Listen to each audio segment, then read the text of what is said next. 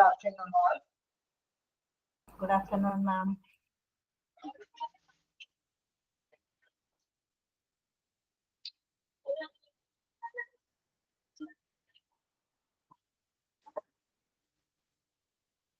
കഴിഞ്ഞ ചാപ്റ്റർ വായിച്ചു നോക്കിയായിരുന്നോ marketing?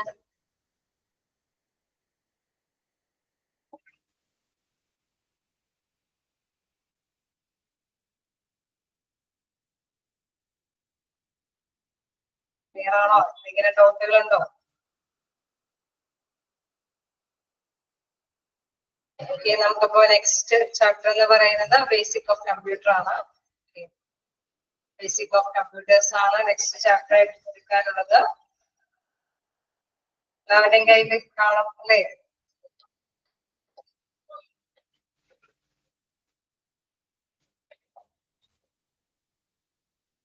Yes, അപ്പൊ നമുക്ക് അറിയാം ബേസിക് ഓഫ് കമ്പ്യൂട്ടറിന്റെ ഫസ്റ്റ് ടോപ്പിക് നിങ്ങൾക്ക് ജസ്റ്റ് നോക്കിയാൽ കാണാം. എല്ലാം തന്നെ അറിയുന്ന മാറ്റേഴ്സ് ആണ് അല്ലെ. സ്കൂൾ ലെവലിൽ തുടങ്ങി അറിയുന്ന കൊച്ചു കൊച്ചു കാര്യങ്ങളൊക്കെയാണ് ഫസ്റ്റ് പേജിലൊക്കെ പ്രധാനമായിട്ട് കാണിച്ചിരിക്കുന്നത്. ജസ്റ്റ് നിങ്ങൾക്ക് അറിയാവുന്ന കുറച്ച് മാറ്റേഴ്സ് അല്ലെ, എന്താണ് കമ്പ്യൂട്ടറിൽ എന്തൊക്കെ സംഭവങ്ങളാണ് പ്രധാനമായിട്ടുള്ളത് എന്നൊക്കെയുള്ള കാര്യങ്ങളാണ് അതിന് പ്രധാനമായിട്ടും പറഞ്ഞിരിക്കുന്നത്. നിങ്ങൾക്ക് അറിയാവുന്നത് അല്ലെ, എന്തൊക്കെയാണ് കമ്പ്യൂട്ടറിലുള്ളത്, എന്തൊക്കെ സംഭവങ്ങളാണ് തീർച്ചയായിട്ടും കമ്പ്യൂട്ടറിലുള്ളത്, നമ്മൾ എന്തൊക്കെയാണ് പറയാറുള്ളത് കമ്പ്യൂട്ടറിനെ സംബന്ധിച്ച് നോക്കുമ്പോൾ. കമ്പ്യൂട്ടറിന്റെ ബ്രെയിൻ ഓഫ് ദ കമ്പ്യൂട്ടർ എന്ന് പറയുന്നത് എന്താണ്? CPU ആണ് അല്ലെ, സെൻട്രൽ പ്രോസസിംഗ് യൂണിറ്റ് ആണ് ബ്രെയിൻ ഓഫ് ദ കമ്പ്യൂട്ടർ എന്ന് പറയുന്നത് അല്ലെ. പിന്നെ എന്തൊക്കെ സംഭവങ്ങളാണ് അതിന്, എന്തൊക്കെ ഇൻപുട്ട് ഡിവൈസുകളുണ്ട്, ഔട്ട്പുട്ട് ഡിവൈസുകളൊക്കെ അല്ലെ. ഇൻപുട്ട് ഡിവൈസുകൾ എന്ന് പറയുന്നത് എന്തൊക്കെ സംഭവമാണ്? അതായത് നമ്മൾ എന്തെങ്കിലും ഡാറ്റാസുകൾ തീർച്ചയായിട്ടും കമ്പ്യൂട്ടറിലേക്ക് കൊടുക്കേണ്ടതുണ്ട് അല്ലെ. മൗസ് ഉണ്ട്, മൗസ് കീബോർഡ് ഉണ്ട്, ഔട്ട്പുട്ട് ആണ് പ്രിന്റർ. നമുക്കറിയാം ഔട്ട്പുട്ട് ഡിവൈസ് ഇൻപുട്ട് ഡിവൈസ് എന്നൊക്കെ പറയുമ്പോൾ നമുക്ക് വിസിബിൾ ആയത് അല്ലെ. നമ്മള് കമ്പ്യൂട്ടറിലേക്ക് നമ്മൾ കൊടുക്കുന്ന ഇൻഫോർമേഷൻസ് കൊടുക്കുന്നത് തിരിച്ച് നമ്മൾക്ക് കമ്പ്യൂട്ടർ അല്ലെ അതിന്റെ ഒരു റിസൾട്ട് നമുക്ക് തരുന്നത് മോണിറ്റർ വഴിയും സ്കാനർ ഉപയോഗിച്ചിട്ട് അല്ലെ നമുക്ക് എല്ലാം തന്നെ സ്ക്രീനിൽ വിസിബിൾ ആക്കി തരുന്നു. ഓക്കെ, അപ്പൊ നമുക്ക് പ്രോസസ്സർ, അതില് പ്രോസസിംഗ് യൂണിറ്റ് പ്രധാനമായിട്ടും നമുക്കറിയാം CPU അല്ലെ, സെൻട്രൽ പ്രോസസിംഗ് യൂണിറ്റ് ആണ്. എന്താണ് പ്രധാനമായിട്ടും ഇത്തരത്തിലുള്ള കാര്യങ്ങളൊക്കെ തന്നെയാണ് ഫസ്റ്റ് ഇൻട്രൊഡക്ഷനിൽ പറയുന്നത്. ജസ്റ്റ് വായിച്ചാൽ തന്നെ നമുക്ക് മനസ്സിലാവും മോണിറ്റർ എന്താണെന്നുള്ളതും കമ്പ്യൂട്ടർ എന്താണെന്നുള്ളതും അതേമാതിരി കമ്പ്യൂട്ടറിന്റെ കേസ് ഒക്കെ എല്ലാം തന്നെ നിങ്ങൾക്ക് അറിയാവുന്ന മെത്തേഡ്സ് ആണ്. നമ്മൾ കറക്റ്റ് ആയിട്ട് ഓരോ പോയിന്റ്സുകൾ കാണിക്കുന്നുണ്ട്. അറിയാത്ത ഏതെങ്കിലും പോയിന്റ്സുകൾ ഉണ്ടെങ്കിൽ തീർച്ചയായിട്ടും നിങ്ങളൊന്ന് ചോദിക്കുക. കാരണം ഇതിലെ ഒന്ന് രണ്ട് കാര്യങ്ങൾ നിങ്ങൾക്ക് ചിലപ്പോൾ അറിയാത്തതുണ്ടാവാം. ഓക്കെ, അതൊന്ന് ജസ്റ്റ് നിങ്ങൾ തന്നെ നോക്കാം. ജസ്റ്റ് ഞാൻ വായിച്ചു പോകാം. എല്ലാവർക്കും അറിയാം. ഓക്കെ, GPU കറക്റ്റ് ആയിട്ട് വന്നു. നമുക്ക് നോക്കാം എന്തായാലും താഴേക്ക് വരുന്നുണ്ട്. ഫസ്റ്റ് ഇൻട്രൊഡക്ഷൻ ജസ്റ്റ് നോക്കാം. Computers are electronic equipment that process and store digital data. നമുക്കറിയാം കമ്പ്യൂട്ടർ എന്ന് പറയുന്നത് ഒരു എക്യുപ്മെന്റ് അല്ലെ, ഡിജിറ്റലൈസ് ആയിട്ട് നമുക്കറിയാം അതിൽ സേവ് ചെയ്ത് വെക്കുന്നതും എല്ലാം തന്നെ ഡിജിറ്റൽ ആയിട്ടുള്ള രീതിയിലാണ്. They consist of hardware and software components that work together to carry out various tasks. വ്യത്യസ്ത തരത്തിലുള്ള ടാസ്കുകളെല്ലാം അത് എന്താണ് സോഫ്റ്റ്വെയർ ഹാർഡ്വെയറും ഒന്നിച്ച് നിന്ന് പ്രവർത്തിച്ചിട്ടാണ്. നമുക്കറിയാം വ്യത്യസ്ത തരത്തിൽ നമുക്ക് ടച്ച് ചെയ്യാൻ പറ്റുന്ന തരത്തിലുള്ള എക്യുപ്മെന്റ്സും ഉണ്ട്, വിസിബിൾ ആയിട്ടുള്ളതുമുണ്ട്. ഉള്ളിൽ അല്ലെ മെമ്മറി യൂണിറ്റ് ഒക്കെ അതിന്റെ ഉള്ളിൽ പ്രവർത്തിക്കുന്ന തരത്തിലുള്ള വസ്തുക്കളാണ്. അങ്ങനെയുള്ളതുകളെല്ലാം ഒന്നിച്ച് നിന്ന് പ്രവർത്തിച്ചിട്ടാണ് നമുക്ക് റിസൾട്ടുകൾ കിട്ടുന്നത്. Then fundamental components of a computer consist of a central processing unit, CPU അല്ലെ. അതിന്റെ അതൊന്ന് ജസ്റ്റ് ഒന്ന് ചിലപ്പോഴെങ്കിലും റയറായിട്ട് വളരെ സിമ്പിൾ ആയിട്ടുള്ള ഒരു ക്വസ്റ്റ്യൻ എന്നുള്ള രീതിയിലൊക്കെ ചിലപ്പോൾ ചോദിക്കാറുണ്ട്. CPU stands for അല്ലെ, സെൻട്രൽ പ്രോസസിംഗ് യൂണിറ്റ് എന്നുള്ളത്. അതാണ് brain of the computer. Memory, input output devices and storage devices. അതായത് ഇത്തരത്തിലുള്ള ഉപകരണങ്ങളെല്ലാം ഉണ്ട് അല്ലെ, സ്റ്റോർ ചെയ്ത് വെക്കാനായിട്ടും. അതായത് നമ്മൾ കമ്പ്യൂട്ടറിലേക്ക് നമ്മുടെ ഇൻഫോർമേഷൻസ് കൊടുക്കുന്നതിന് വേണ്ടിയിട്ടും തിരിച്ച് നമ്മുടെ റിസൾട്ടുകളെല്ലാം നമ്മുടെ പെൻ ഡ്രൈവിലെല്ലാം അല്ലെ ഇതിലെല്ലാം സേവ് ചെയ്ത് വെച്ചിട്ട് വ്യത്യസ്ത ആവശ്യങ്ങൾക്കൊക്കെ വേണ്ടിയിട്ട് ഉപയോഗിക്കാറുണ്ട് അല്ലെ. സ്റ്റോർ ചെയ്ത് വെക്കുന്ന ഉപകരണങ്ങളെല്ലാം ഉണ്ട്. The CPU is said to be the brain of a computer, responsible for carrying out the instructions and performing calculations. അതായത് കൊടുക്കുന്ന ഇൻസ്ട്രക്ഷൻസിന് അനുസരിച്ചിട്ടാണ് അവിടെ സെൻട്രൽ പ്രോസസിംഗ് യൂണിറ്റിലെ പ്രവർത്തനങ്ങളൊക്കെ നടക്കുന്നത്. ഒരുപക്ഷെ അത് കാൽക്കുലേഷൻ ആവാം. എന്താണെങ്കിലും നമ്മൾ കൊടുക്കുന്ന ഇൻഫർമേഷൻ അനുസരിച്ചിട്ട് അത് അവിടെ അല്ലെ പ്രോസസ്സിംഗ് നടത്തും. Memory stores data and instructions and performs calculations. മെമ്മറിയിൽ സ്റ്റോർ ചെയ്യുന്നതിനനുസരിച്ചിട്ടാണ് ഡാറ്റകളെ സ്റ്റോർ ചെയ്ത് വെച്ചതിന് ശേഷമാണ് ഈ ഇൻസ്ട്രക്ഷൻസ് അനുസരിച്ചിട്ട് പ്രവർത്തനങ്ങളൊക്കെ നടത്തുന്നത്. Memory stores data and instructions that the CPU requires to access the quickly. നമുക്കറിയാം CPU സെൻട്രൽ പ്രോസസ്സിംഗ് യൂണിറ്റില് നമ്മൾ കൊടുക്കുന്ന അതേ സ്പീഡിൽ തന്നെ അല്ലെ പെട്ടെന്ന് തന്നെ അതിന്റെ ആവശ്യങ്ങൾ അനുസരിച്ചിട്ട് എന്താണോ ഒരു ഉപഭോക്താവ് എന്താണോ ആവശ്യപ്പെടുന്നത് അല്ലെ അദ്ദേഹത്തിന്റെ ആ ഒരു ഇൻസ്ട്രക്ഷൻ അനുസരിച്ചിട്ട് തന്നെ റിസൾട്ടുകൾ കാണിച്ചു തരും. Then input output device make the user able to interact with the computer such as throw a keyboard and mouse. അല്ലെ നമ്മൾ ഇൻസ്ട്രക്ഷൻസ് ഒക്കെ നമുക്കറിയാം കീബോർഡ് ഉപയോഗിച്ച് മൗസ് ഉപയോഗിച്ചിട്ടൊക്കെയാണ് കൊടുക്കുന്നത്. Then storage device store data and programs for the long term use. നമുക്കറിയാം storage അല്ലെ അവിടെ അതിൽ കീപ്പ് ചെയ്ത് വെക്കും ഡാറ്റാസുകളെല്ലാം.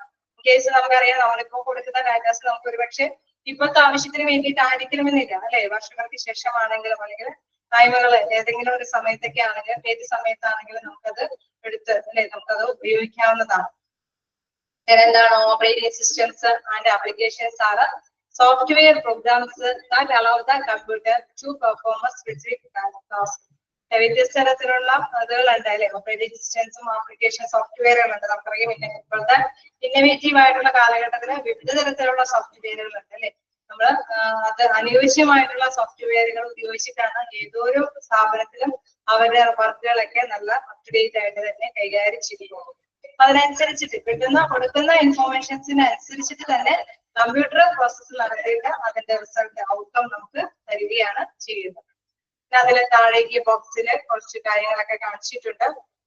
അതില് ജസ്റ്റ് നിങ്ങൾക്ക് അറിയാൻ പാടില്ലാത്തതായിട്ട് പറയുന്ന ഒരു കാര്യം GPU ആണ് അല്ലെ. ബാക്കിയെല്ലാം ജസ്റ്റ് ഒറ്റ നോട്ടത്തിൽ തന്നെ മനസ്സിലാവുന്നതാണ്. എന്താണ് GPU എന്ന് പറയുന്നത്? ജസ്റ്റ് നോട്ട് ചെയ്ത് പോവുക. GPU എന്ന് പറയുന്നത് ഗ്രാഫിക് പ്രോസസ്സിംഗ് യൂണിറ്റ് ആണ്. ഗ്രാഫിക് പ്രോസസ്സിംഗ് യൂണിറ്റ് എന്നാണ് അതിനെ ഫുൾ എന്ന് പറയുന്നത്. ഗ്രാഫിക് പ്രോസസ്സിംഗ് യൂണിറ്റ് ആണ്. എന്താണ് ഗ്രാഫിക് പ്രോസസ്സിംഗ് യൂണിറ്റ് എന്ന് പറയുന്നത്? അതായത് മാത്തമാറ്റിക്കലി നമുക്ക് വിസിബിൾ ആവുന്ന രീതിയിലേക്ക് നമുക്ക് എല്ലാ കാര്യങ്ങളും അത് കാണിച്ചു തരും അല്ലെ. നമ്മൾ എന്ത് കാര്യമാണെങ്കിലും നമുക്ക് ഇപ്പൊ അറിയാം ഒരുപാട് വായിച്ചു നോക്കാനൊന്നും വ്യക്തികൾക്കൊന്നും ടൈമില്ല അല്ലെ. അപ്പൊ മെഷർമെന്റ് കാര്യങ്ങളെല്ലാം അതൊരു ഡിസൈൻ രൂപത്തിൽ എന്തെങ്കിലും ഒരു ഗ്രാഫിക് മോഡലിലോ അല്ലെങ്കിൽ എല്ലാ കാര്യങ്ങളും ഇപ്പൊ വീഡിയോ ഒക്കെ എഡിറ്റ് ചെയ്തൊക്കെ ഒന്നാമത്തേക്ക് കറക്റ്റ് ആയിട്ട് ആ ഒരു ഇതും കൂടി ഉണ്ടെങ്കിൽ അല്ലെ ആ ഒരു സിസ്റ്റത്തിന് അതിന്റെയും കൂടി ഒരു ഉപയോഗം ഉണ്ടെങ്കിൽ തീർച്ചയായിട്ടും അതിന്റെ റിസൾട്ടുകളെല്ലാം ഇപ്പോഴത്തെ കാലഘട്ടത്തിൽ നമുക്കറിയാം AI പോയല്ലേ അല്ലെ. ആർട്ടിഫിഷ്യൽ ഇന്റലിജൻസിന്റെ ഒക്കെ ഉപയോഗം കൂടുതലായിട്ടുള്ള കാലഘട്ടം അല്ലെ. അപ്പൊ ആ ഒരു രീതിയിൽ നമുക്ക് എന്തെങ്കിലും രൂപകൽപ്പന ചെയ്യണം, എന്തെങ്കിലും ഇമാജിനൊക്കെ ഒന്ന് സപ്പോർട്ട് ചെയ്ത് കാണിക്കണം, അല്ലെങ്കിൽ എന്തെങ്കിലും ക്ലിപ്പ് അല്ലെ എന്തെങ്കിലും കൂടുതലായിട്ട് നമ്മൾ ഉദ്ദേശിക്കുന്ന എന്തെങ്കിലും വർക്കിൽ അതും കൂടിയൊക്കെ ഉൾപ്പെടുത്തണമെങ്കിൽ GPUവിന്റെ ഒരു സപ്പോർട്ടും കൂടി ഉണ്ടായിരുന്നു. അപ്പൊ ഗ്രാഫിക് എന്താണ് അതിന്റെ എന്ന് പറയുന്നത്? Graphic processing unit. അപ്പൊ ഇത് ഉണ്ടെങ്കിൽ തീർച്ചയായിട്ടും നമ്മൾ ഉദ്ദേശിക്കുന്ന ആശയങ്ങള് ഉദ്ദേശിക്കുന്ന മാത്രയിൽ തന്നെ നമുക്ക് അത് പ്രസന്റിൽ വിസിബിൾ ആകുന്ന രീതിയിൽ അത് കാണിച്ചു തരികയാണ് ചെയ്യുന്നത്. നോട്ട് ചെയ്തോ graphic processing unit. Okay, just ആ പാരഗ്രാഫ് ഒന്ന് വായിച്ചു നോക്കാം. നമുക്കറിയാവുന്ന മാറ്റേഴ്സ് തന്നെയാണ്. എന്തെങ്കിലും ഉണ്ടെങ്കിൽ അല്ലെ എന്തെങ്കിലും ഡൗട്ടുകൾ ഉണ്ടെങ്കിൽ ചോദിച്ചു പോകാം. അതിൽ അണ്ടർലൈൻ ചെയ്തു പോകേണ്ട പോയിന്റ്സ് എന്ന് പറയുന്നത് CPU നമുക്കറിയാം ബ്രെയിൻ ഓഫ് ദ കമ്പ്യൂട്ടർ ആണ്. തന്നെ കീബോർഡ് മൗസ് എന്നൊക്കെ പറയുന്നത് നമുക്കറിയാം എന്താണ് ഔട്ട്പുട്ട് ഇൻപുട്ട് ഡിവൈസുകളാണ്. പിന്നെ എന്താണ് ഇതിന്റെയൊക്കെ GPUവിന്റെ ഒക്കെ ഫുൾ ഫോം നമുക്കറിയാം, അതൊന്ന് നോട്ട് ചെയ്ത് വെക്കാം. ഇതിലുള്ളതെല്ലാം തന്നെ monitor, mouse, printer, speaker, power supply, then GPU, hard disk, motherboard, processor അല്ലെ CPU സെൻട്രൽ പ്രോസസ്സിംഗ് യൂണിറ്റ്, കമ്പ്യൂട്ടറിന്റെ കേസ്, കീബോർഡ്, ഇതെല്ലാം നമുക്ക് അറിയാവുന്ന മാറ്റേഴ്സ് ആണ്. ആർക്കെങ്കിലും എന്തെങ്കിലും ഡൗട്ട് ഉണ്ടെങ്കിൽ ചോദിച്ചു പോണോട്ടോ. നമുക്ക് അറിയാവുന്നത് കൊണ്ടാണ് ഞാൻ ഇങ്ങനെ എടുത്തു പോയത്. ഇല്ലാത്ത എന്തെങ്കിലും കാര്യങ്ങൾ ഉണ്ടെങ്കിൽ ചോദിച്ചു പോവുക.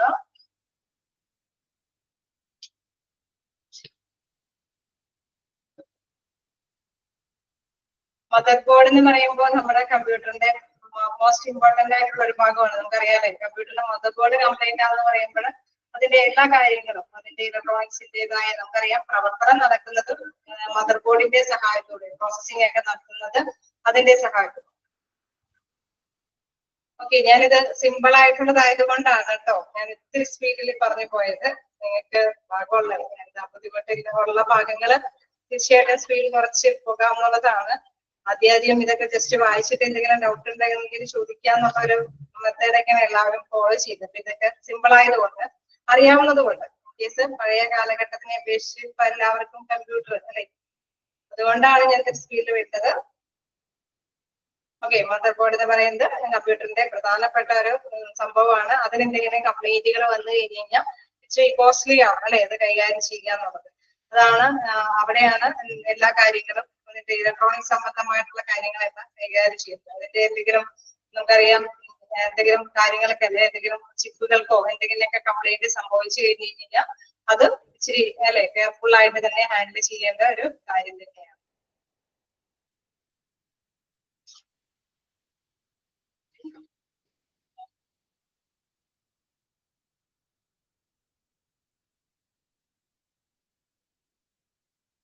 പിന്നെ സർക്യൂട്ട് ബോർഡ് എന്നും പറയാട്ടോ, മദർ ബോർഡിനെ സർക്യൂട്ട് ബോർഡ് എന്നൊക്കെ വിശേഷിപ്പിക്കും.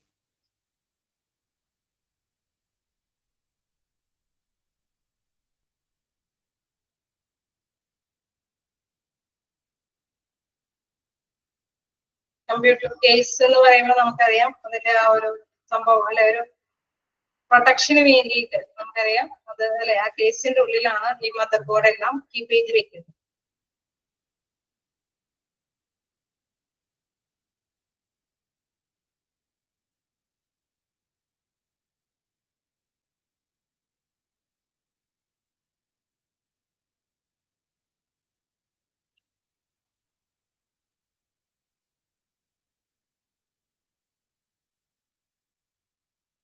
Last point, operating systems and applications are software programs that allow the computer to perform a specific task. അതായത് നമ്മളിപ്പോ സിസ്റ്റം സോഫ്റ്റ്വെയറും ആപ്ലിക്കേഷൻ സോഫ്റ്റ്വെയർ ഒക്കെ ഉണ്ട്. അതായത് ചില ഗെയിമുകളല്ലേ നമ്മൾ പറയില്ലേ, കുട്ടികളൊക്കെ ചില ഗെയിമുകളൊന്നും അവർക്ക് കളിക്കാനായിട്ട് പറ്റില്ല അല്ലെ. അതെന്തുകൊണ്ടാണ് അവർക്ക് ആ ഒരു നമ്മളിപ്പോ ഗെയിം ഫോണുകളാണെങ്കിൽ യൂസ് ചെയ്യുമ്പോഴൊക്കെ ചില സംഭവങ്ങൾ നമ്മൾ അതിൽ കളിക്കാനായിട്ട് പറ്റാത്തത് എന്താണെന്ന് വെച്ച് കഴിഞ്ഞാൽ അത്തരത്തിലുള്ള ആപ്ലിക്കേഷൻ അതിലേക്ക് വന്നിട്ടില്ല അല്ലെ. അത് ആദ്യം തന്നെ അപ്ലോഡ് ചെയ്താൽ മാത്രമാണ് അത് യൂസ് ചെയ്യാനായിട്ടൊക്കെ സാധിക്കൂ. അപ്പോ ഇത്തരത്തിലുള്ള കമ്പ്യൂട്ടറിന്റെ വ്യത്യസ്ത ഉപയോഗങ്ങൾക്ക് ആവശ്യമായിട്ടുള്ള സോഫ്റ്റ്വെയറുകളാണ് ഈ ആപ്ലിക്കേഷൻ സോഫ്റ്റ്വെയർ അല്ലെങ്കിൽ സിസ്റ്റം സോഫ്റ്റ്വെയർ എന്നൊക്കെ പറയുന്നത്. അപ്പൊ അത് എന്തിനു വേണ്ടിയിട്ടാണോ നമ്മൾ എന്ത് യൂസേജിന് വേണ്ടിയിട്ടാണോ അതനുസരിച്ചിട്ട് ആ ടാസ്ക് ചെയ്യാൻ വേണ്ടിയിട്ടാണ് അത് നമ്മൾ അപ്ലോഡ് ചെയ്യുന്നത്. ഓക്കെ, ഓപ്പറേറ്റ് ചെയ്യാൻ വേണ്ടിയിട്ടുള്ള അല്ലെ, പ്രവർത്തനം നടത്താൻ വേണ്ടി.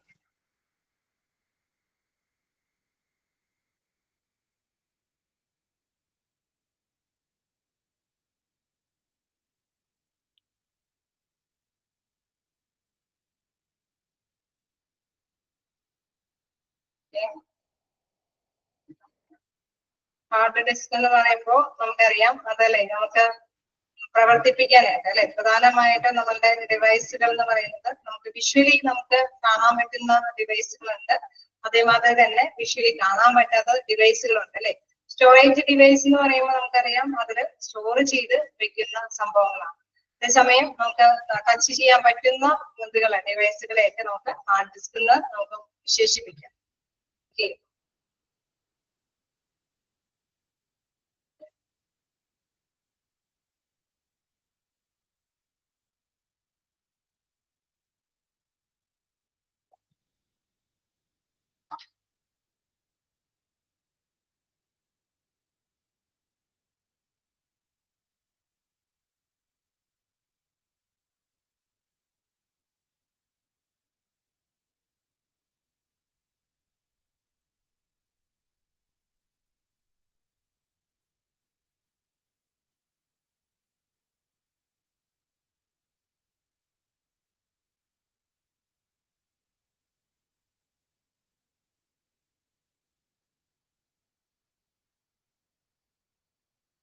ഇൻപുട്ട് ഡിവൈസ് ആണോ എന്ന് ചോദിച്ചു കഴിഞ്ഞാൽ ഹാർഡ് ഡിസ്ക്. നമ്മളിപ്പോ അല്ലെ നമുക്ക് ഒരു ബാറ്ററി സാധാരണയായിട്ട് നമുക്ക് എന്തെങ്കിലും മെസ്സേജ് അല്ലെ ഇതിലേക്ക് കൊടുക്കാൻ വേണ്ടിയിട്ട് നമുക്ക് ഇൻഫോർമേഷൻസ് കമ്പ്യൂട്ടറിലേക്ക് ഓപ്പറേഷന് വേണ്ടിയിട്ട് നമുക്ക് എന്തെങ്കിലും ഇൻഫോർമേഷൻസ് കൊടുക്കാൻ വേണ്ടിയിട്ട് ഇത്തരത്തിലുള്ള ഡിവൈസുകൾ ഉപയോഗിച്ചിട്ട് ഇൻഫോർമേഷൻസ് കൊടുക്കാം അല്ലെ. കീബോർഡ് മൗസ് ഉപയോഗിച്ചിട്ട് നമ്മൾ ഇൻഫോർമേഷൻസ് കൊടുക്കാം. അതേമാതിരി തന്നെ ഇത്തരത്തിലുള്ള ഇതില് നമ്മൾ കീപ്പ് ചെയ്ത് വെക്കുന്ന എക്യുപ്മെന്റ് ആ ഒരു ഡിസ്കുകളിലൊക്കെ വെച്ചുകൊണ്ട് തന്നെ നമുക്ക് ഇത്തരത്തിൽ തന്നെ ഇൻഫോർമേഷൻസ് കൊടുക്കാം. തീർച്ചയായിട്ടും തിരിച്ചും ഔട്ട്പുട്ട് ആയിട്ട് നമുക്ക് വേണമെങ്കിൽ ഇതിൽ സേവ് ചെയ്ത് വെക്കാനായിട്ട് സാധിക്കുമെന്നുള്ളതാണ്. അപ്പോൾ നമുക്കറിയാം ഹാർഡ് ഡിസ്ക് അല്ലെങ്കിൽ അത്തരത്തിലുള്ള ഡിസ്കുകളിലേക്ക് നമുക്ക് ഇൻഫോർമേഷൻസ് സൂക്ഷിച്ചു വെക്കാം, സ്റ്റോറേജ് ചെയ്ത് വെക്കാം. ഇൻ കേസ് അത് കൊടുക്കുമ്പോൾ നമുക്കറിയാം അത് ഇൻഫോർമേഷൻസ് അതിലേക്ക് കൊടുക്കുകയാണ് അല്ലെ, അതിന്റെ റിസൾട്ട് നമുക്ക് സ്റ്റോർ ചെയ്ത് വെക്കാനും ഹാർഡ് ഡിസ്ക് നമുക്ക് ഉപയോഗിക്കാവുന്നതാണ്.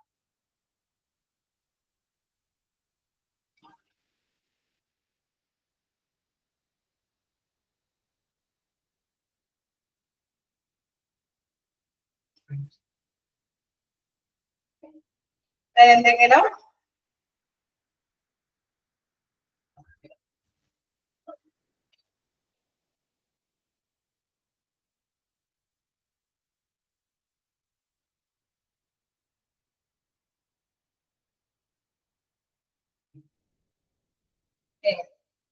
ഒന്നുകൂടി പറയേണ്ടതുണ്ടോ? സ്പീഡ് ആണ് എടുത്തതെന്ന് എനിക്കറിയാം. ഞാനത് ആക്ച്വലി നിങ്ങൾക്ക് ക്യാരി ഓൺ ചെയ്യാൻ പറ്റുമെന്ന് ഓർത്തിട്ടാണ്. ഒന്നുകൂടി ഒന്ന് പറഞ്ഞു പോകണമെന്നുണ്ടോ?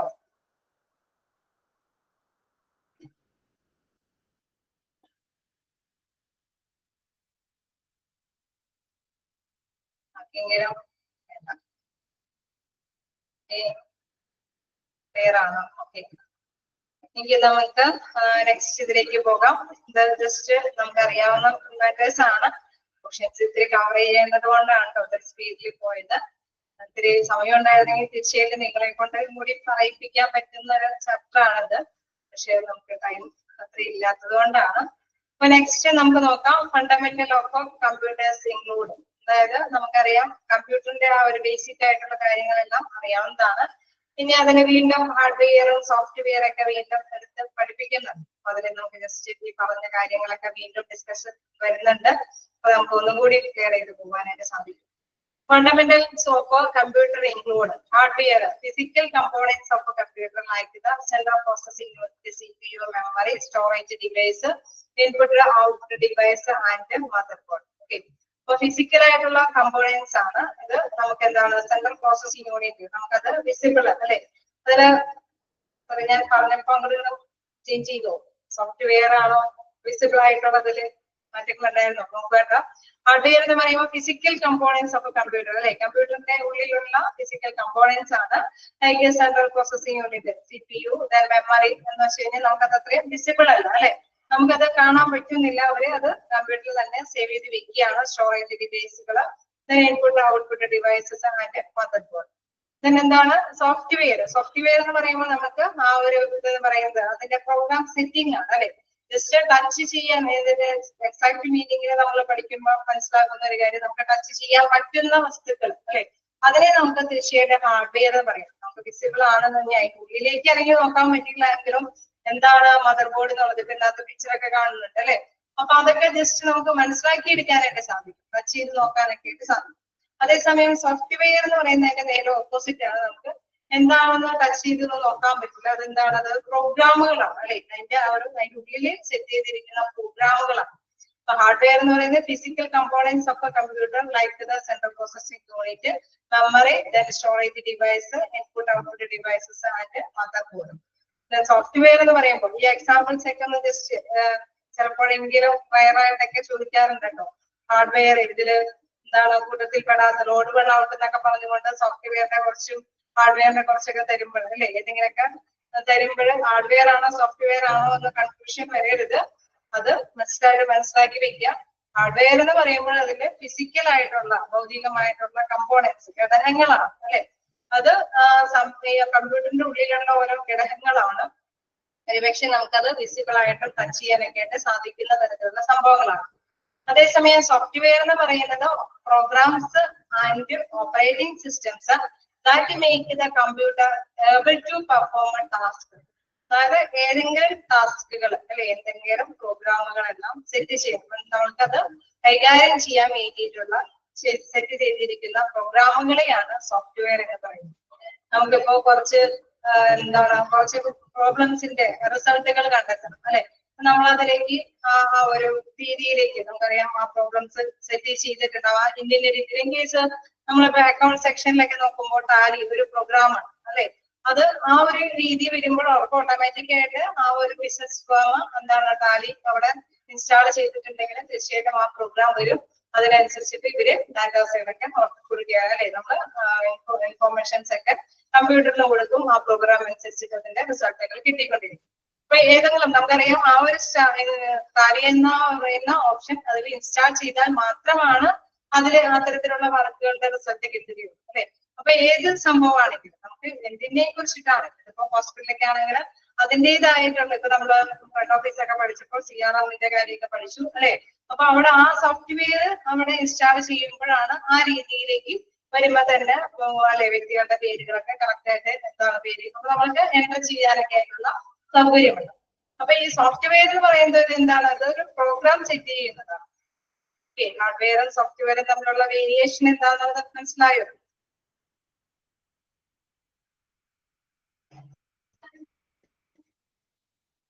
ഓക്കെ. അപ്പൊ ഹാർഡ്വെയർ എന്നുള്ള പോയിന്റ്സുകളൊക്കെ നോട്ട് ചെയ്ത് വെക്കാം. നമുക്കൊരിക്കലും ഓഡ് വൺ ഔട്ടോ അല്ലെങ്കിൽ എന്താണ് ഹാർഡ്വെയറിൽ പെടാത്തത് വിടുന്നത് ഏത് എന്നൊക്കെയുള്ള ചോദ്യങ്ങൾ വരുമ്പോൾ ശ്രദ്ധിക്കുക. അതെന്താണ്? സോഫ്റ്റ്വെയർ എന്ന് പറയുന്നത് പ്രോഗ്രാമുകളാണ്. ഹാർഡ്വെയർ എന്ന് പറയുന്നത് മറ്റേ ഇങ്ങനത്തെ തരത്തിലുള്ള മെമ്മറി അല്ലെങ്കിൽ സ്റ്റോറേജ് ഡിവൈസുകളൊക്കെയാണ്. ഈ സോഫ്റ്റ്വെയറിൽ this consist of system software example Windows, OS, Linux and application software example web processor, web browsers, games, etc. ഇത് ഒരു ചോദിക്കുന്ന ചോദ്യം തന്നെയാണ്. നിങ്ങൾ നേരത്തെ ചോദിച്ചിരുന്നു അല്ലെ. സിസ്റ്റം സോഫ്റ്റ്വെയറും ആപ്ലിക്കേഷൻ സോഫ്റ്റ്വെയറും തമ്മിലുള്ള ഒരു ഡിഫറൻസ് അതും ഇവിടെ സോഫ്റ്റ്വെയറിൽ പ്രതിനിധീകരിക്കുന്നുണ്ട്. എന്താണ് സോഫ്റ്റ്വെയർ എന്ന് പറഞ്ഞപ്പോൾ നിങ്ങൾക്ക് മനസ്സിലായി എന്തൊക്കെയോ പ്രോഗ്രാം സെറ്റ് ചെയ്താലാണ് അത് നമുക്ക് ആ ഒരു കമ്പ്യൂട്ടറിൽ ആ വർക്ക് ചെയ്യാനായിട്ട് സാധിക്കും. അല്ല, സിസ്റ്റം സോഫ്റ്റ്വെയർ എന്ന് പറയുമ്പോൾ നമുക്കറിയാം വിൻഡോസ്, ലിനക്സ് എന്നൊക്കെ പറയുന്ന സംഭവങ്ങളാണ്. അതേസമയം വെബ് പ്രോസസർ അല്ലെങ്കിൽ വെബ് ബ്രൗസർ, ഗെയിമുകൾ അല്ലെ, ഇതൊക്കെ ആപ്ലിക്കേഷനാണ്. നമുക്ക് അതിൻ്റെതായ സാധാരണയായിട്ട് നോർമലി ഒരു ഇതിലേക്ക് അല്ലെ നമ്മൾ നോർമലി ഒരു വിൻഡോസ് ഒക്കെ കിടക്കുന്ന മാതിരിക്കല്ല എന്ത് നമ്മുടെ ഗെയിമുകളൊക്കെ നമുക്ക് കളിക്കണമെങ്കിൽ നാച്ചുറലി അതിൻ്റെതായിട്ടുള്ള ആപ്ലിക്കേഷൻ അതിലേക്ക് സെറ്റ് ചെയ്ത് കൊടുക്കണം അല്ലെ. അത് മാത്രം സെറ്റ് ചെയ്ത് കൊടുത്താൽ മാത്രമാണ് കുട്ടികൾക്ക് ആ ഗെയിമുകളൊക്കെ കളിക്കാനായിട്ട് സാധിക്കുള്ളൂ. അപ്പൊ ഇതെല്ലാം എന്താണ്? നമുക്ക് വ്യത്യസ്ത പ്രോഗ്രാമുകളാണ്. രണ്ടും അല്ലെ, രണ്ടിനും രണ്ട് വ്യത്യസ്ത യൂസേജുകളാണ് തീർച്ചയായിട്ടും അനുഭവപ്പെടുന്നത്. അതെന്താണോ അല്ലെ, എന്താണോ അതുകൊണ്ട് ഉദ്ദേശിക്കുന്നത് ആ രീതിയിൽ തന്നെ നമുക്ക് ഉപയോഗപ്രദമാക്കാനായിട്ട് സാധിക്കുമെന്നുണ്ട്. പ്രോഗ്രാം എന്ന് പറയുമ്പോൾ എന്താണ് യൂസേഴ്സിന് ആവശ്യകത അനുസരിച്ചിട്ടാണ് പ്രോഗ്രാമുകൾ അവര് ഓരോ കമ്പ്യൂട്ടറിലും സെറ്റ് ചെയ്ത് കൊടുക്കുന്നത്. ഓക്കെ, ക്ലിയർ ആവുന്നുണ്ടോ?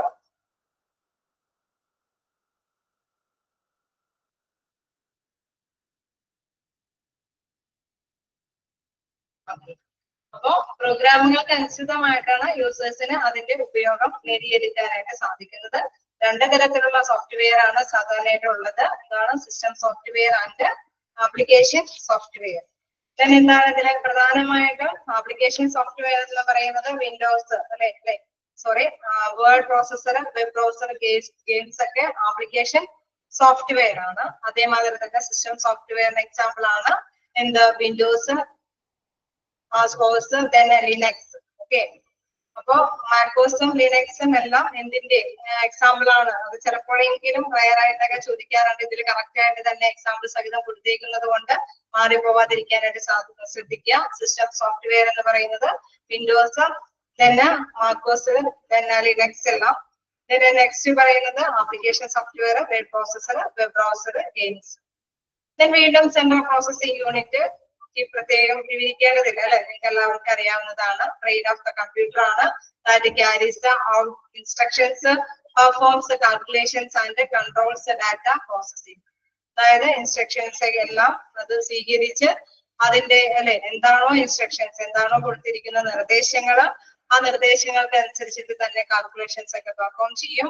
അതിന്റെ കൺട്രോൾ ഡാറ്റ പ്രോസസിംഗ് അല്ലെ, അത് നമുക്ക് കിട്ടേണ്ട റിസൾട്ടിന് അനുസരിച്ചിട്ട് ആ ഇൻസ്ട്രക്ഷൻസ് എല്ലാം കൺട്രോൾ ചെയ്ത് അത് പ്രോസസിംഗ് നടത്തുന്നത് എവിടെയാണ്? Central processing യൂണിറ്റിലാണ്.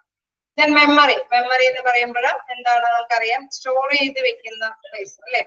Temporary storage space where the computer store data and instructions that are currently used.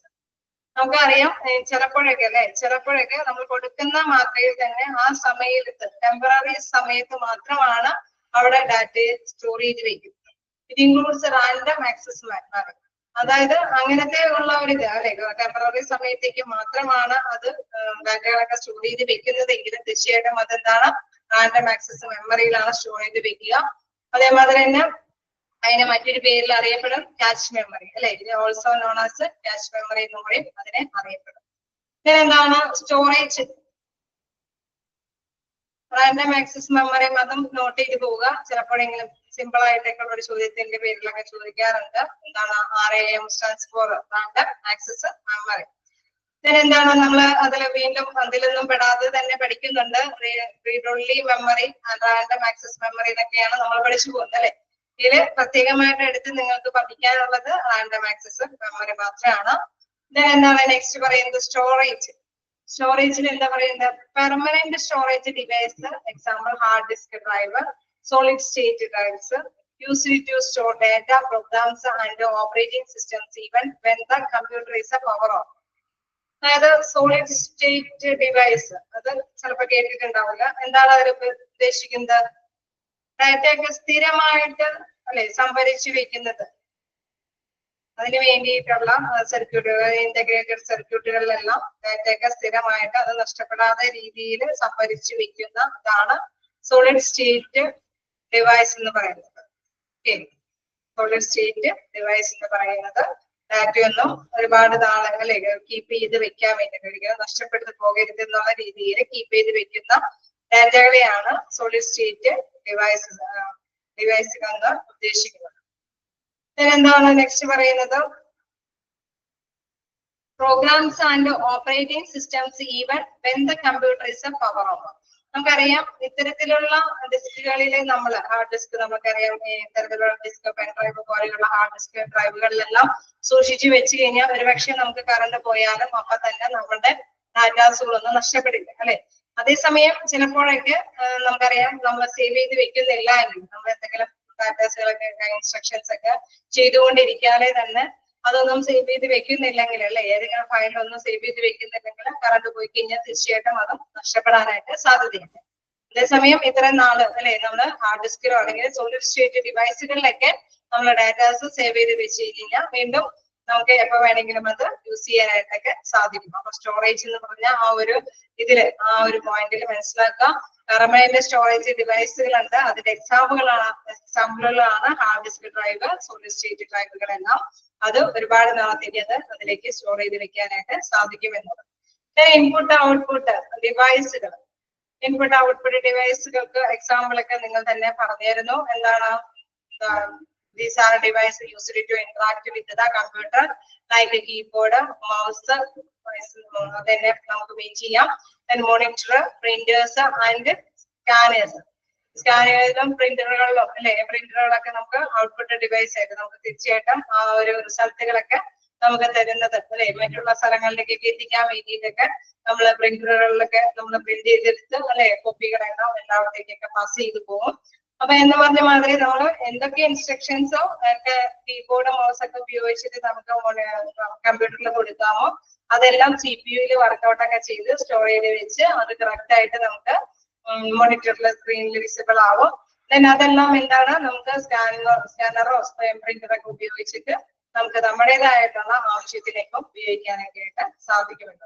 Input output ഡിവൈസുകൾക്കും എക്സാമ്പിളുകളൊക്കെ ചോദിച്ചു കഴിഞ്ഞാൽ കൃത്യമായിട്ട് അത് മൗസ് തന്നെയാണ് അതിന്റെ ഒരു ലാംഗ്വേജ്. അതായത് എന്താ പറയാ നമ്മള് സിംഗിൾ ആയിട്ടുള്ള ഒരു ഡെഡ് മീനിങ്ങിൽ എടുക്കുമ്പോൾ മൗസ് എന്നാണ് അവർ പറയുന്നത്. ഓക്കെ എന്താണ് വീണ്ടും പറയുന്നത് ഓപ്പറേറ്റിംഗ് സിസ്റ്റം മൗസ് തന്നെയാണ്. നിങ്ങൾ അത് മീൻ ചെയ്താൽ മതി. അതിൽ എങ്ങനെ ഒരു കൺഫ്യൂഷൻ വരുന്നുണ്ടെങ്കിൽ തന്നെ അത് കൈകാര്യം ചെയ്തോടെ MOUS എന്നുള്ള രീതിയിലേക്ക് തന്നെ മാറ്റി എഴുതിയാൽ മതി. ഓപ്പറേറ്റിംഗ് സിസ്റ്റം നമ്മൾ കണ്ട കാര്യങ്ങളൊക്കെ തന്നെയാണ് അല്ലെ നേരത്തെ നമ്മൾ കണ്ട പേജിലെ കാര്യങ്ങളൊക്കെ തന്നെയാണ് ഇവിടെ വീണ്ടും വിവരിച്ചു പോകുന്നത്. ഇനി ഓപ്പറേറ്റിംഗ് സിസ്റ്റം നോക്കാം. Software that controls computer resources controls hardware devices and provides a user interface for interacting with the computer. അതായത് നമുക്കറിയാം ഓപ്പറേറ്റിംഗ് സിസ്റ്റം എന്ന് പറയുമ്പോൾ നമുക്ക് എന്തെങ്കിലും അല്ലെ എന്തെങ്കിലും ഒരു കാര്യം ഇപ്പൊ എല്ലാ ഭാഗങ്ങളിലേക്കും എത്തിക്കണം. ഒരു കമ്പനിയുടെ റിസോഴ്സസ് നമ്മൾ ചിലപ്പോൾ ഇവിടെ ഇരുന്ന് വർക്ക് ചെയ്യുന്ന മറ്റു ബ്രാഞ്ചുകളിലേക്കും ഒക്കെ കൊടുക്കണമെന്നുണ്ട് അല്ലെ. അപ്പൊ എല്ലാ സിസ്റ്റത്തിലേക്കൊക്കെ ലിങ്ക് ചെയ്യാനൊക്കെ ആയിട്ട് നമ്മൾ ഈ ഒരു എന്തെങ്കിലും അല്ലെ ഇന്റർഫേസ് ഇന്ററാക്ടിങ് ചെയ്യാൻ പറ്റുന്ന രീതിയിൽ നമ്മൾ ആ ഡിവൈസുകളൊക്കെ ബന്ധിപ്പിച്ചിരിക്കും അല്ലെ, ലിങ്ക് ചെയ്തിട്ടുണ്ടാവും. Software that control computer resources control hardware devices and provides user interface for interacting with computer. മറ്റെല്ലാ കമ്പ്യൂട്ടറിലേക്കൊക്കെ നമുക്ക് ലിങ്ക് ഉണ്ടെങ്കിൽ നമുക്കറിയാലേ വാട്സാപ്പിലൊക്കെ ഒരു മെസ്സേജ് അയച്ചു കഴിഞ്ഞാൽ നമ്മൾ എല്ലാവർത്തേക്കും പാസ് ചെയ്യുന്നുണ്ടെങ്കിൽ അതിലേക്ക് ലിങ്കുള്ള പേഴ്സൺസിനൊക്കെ അപ്ഡേറ്റ് ആയിട്ട് അത് കിട്ടിയിരിക്കും അല്ലെ. എന്ന് പറഞ്ഞ മാതിരി തന്നെ എല്ലാ കാര്യങ്ങളും എല്ലാ സോഫ്റ്റ്വെയറിന്റെ രീതി ഉപയോഗ രീതി അനുസരിച്ചിട്ട് തന്നെ അതിന്റെ റിസോഴ്സുകൾ എല്ലാ തരത്തിലുള്ള വിഭവശേഷികളും എല്ലാവരും ഒന്നില്ലെങ്കിൽ ഹാർഡ്വെയറിലൊക്കെ കീപ്പ് ചെയ്യാനായിട്ടും അതേമാതിരി തന്നെ അത് ഓപ്പറേറ്റ് ചെയ്ത് എല്ലാവർക്കും എല്ലാ ഇതുകളിലേക്കും അല്ലെ ഏതെങ്കിലും യൂണിറ്റിലേക്കൊക്കെ പാസ് ചെയ്യണമെങ്കിൽ അവിടേക്കൊക്കെ എല്ലാവർക്കും ഇന്ററാക്ട് ചെയ്ത് കൊടുക്കാനൊക്കെ ആയിട്ട് സാധിക്കുമെന്നുള്ളത്. അതാണ് ഓപ്പറേറ്റിംഗ് സിസ്റ്റത്തിലെ പ്രധാനപ്പെട്ട ഒരു ദൗത്യം എന്ന് പറയുന്നത്. ഓക്കെ, എന്തെങ്കിലും ജസ്റ്റ് വായിച്ചു നോക്കാം, എന്തെങ്കിലും ഡൗട്ടുകൾ എന്തെങ്കിലും ചോദിക്കാം.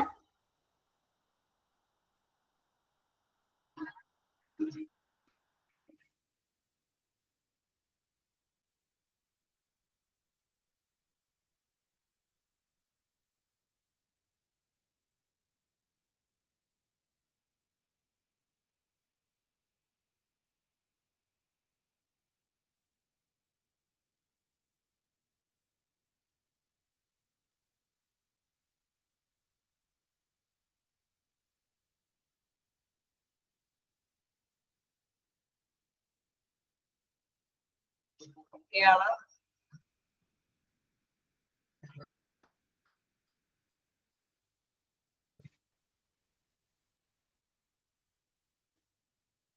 ഞാനിങ്ങനെ ഇടയ്ക്കിടയ്ക്ക് എക്സാമ്പിളുകളൊക്കെ പറയുന്നതൊക്കെ നിങ്ങൾ നോട്ടുവയിൽ പോയി കാണും അല്ലെ.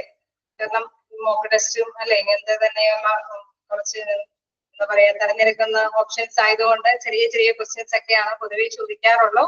അപ്പൊ അതുകൊണ്ട് തന്നെയാണ് ഈ എക്സാമ്പിളുകൾ മാറിപ്പോവാതിരിക്കാനൊക്കെ ആയിട്ട് ശ്രദ്ധിക്കണം. ജസ്റ്റ് അതിന്റെയൊക്കെ ആദ്യം അണ്ടർലൈൻ ചെയ്ത് പോകാം. ഇവിടെയൊക്കെ ഞാൻ പറഞ്ഞിരുന്നു ആപ്ലിക്കേഷൻ സോഫ്റ്റ്വെയറും സിസ്റ്റം സോഫ്റ്റ്വെയറും അതേമാതിരി തന്നെ അല്ലെ നമ്മളെ സ്റ്റോറേജ് ഡിവൈസുകളിൽ വരുന്നത് എല്ലാ തരത്തിലുള്ള ബ്രാക്കറ്റുകളിൽ വരുന്ന പോയിന്റ്സ് ഒക്കെ മിക്കപ്പോഴും അത് ക്വസ്റ്റ്യൻ ചോദ്യ രൂപേണ കാണാറുണ്ട്. ജസ്റ്റ് അതൊക്കെ ഒന്ന് നോക്കി പോകാം.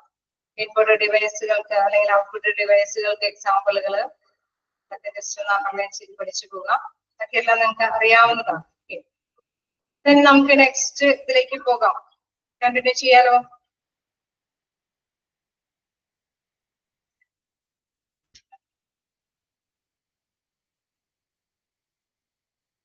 കണ്ടിന്യൂ ചെയ്തോട്ടെ. നെക്സ്റ്റ് പറയുന്ന മൈക്രോസോഫ്റ്റ് വേഡ്. അതായത് നമ്മളിപ്പോ ഓരോന്നും പഠിക്കാനുള്ളത് ഓരോ ഭാഗങ്ങളാണ്. അതായത് മൈക്രോസോഫ്റ്റ് വേഡ് പഠിക്കാനുണ്ട്, പിന്നെ അതിന്റെ ആപ്ലിക്കബിലിറ്റി ഇൻ ഹോസ്പിറ്റലിൽ പഠിക്കുന്നുണ്ട്, ദെൻ മൈക്രോസോഫ്റ്റ് പവർ പോയിന്റ് എന്താന്ന് പഠിക്കുന്നുണ്ട്, അതിന്റെയും ആപ്ലിക്കബിലിറ്റി ഇൻ ഹോസ്പിറ്റലിൽ നമ്മൾ പഠിക്കുന്നുണ്ട്.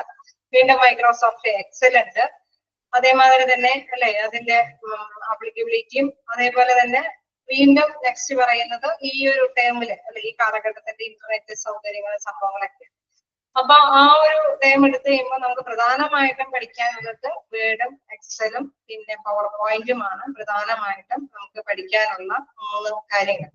ഈ മൈക്രോസോഫ്റ്റിന്റെ തന്നെ ഇത് തന്നെയാണ് മൂന്നും മൈക്രോസോഫ്റ്റ് വികസിപ്പിച്ചെടുത്തത്, ഡെവലപ്പ് ചെയ്തെടുത്ത കാര്യങ്ങൾ തന്നെയാണ് വേർഡും എക്സലും പവർ പോയിന്റും എന്നുള്ളത്. അപ്പൊ ആ 3ഉം എന്തിനു വേണ്ടിയിട്ടാണ് പ്രധാനമായിട്ടും യൂസ് ചെയ്യുന്നത് എന്ന് മനസ്സിലാക്കി കഴിഞ്ഞാൽ നിങ്ങൾക്ക് പെട്ടെന്ന് പഠിച്ചെടുക്കാനായിട്ട് സാധിക്കും. മൈക്രോസോഫ്റ്റ് വേഡ് നമുക്ക് നോക്കാം. മൈക്രോസോഫ്റ്റ് വേഡ് എല്ലാവർക്കും തന്നെ അറിയാവുന്ന കാര്യമാണ് അല്ലെ. നമ്മള് കാര്യങ്ങളൊക്കെ ടൈപ്പ് ചെയ്യാനൊക്കെ ആയിട്ട് ഉപയോഗിക്കുന്ന ഒരു കാര്യം. എന്തിനാണ് സാധാരണയായിട്ട് മൈക്രോസോഫ്റ്റ് വേഡ് ഉപയോഗിക്കാതെ സാധാരണയായിട്ട്?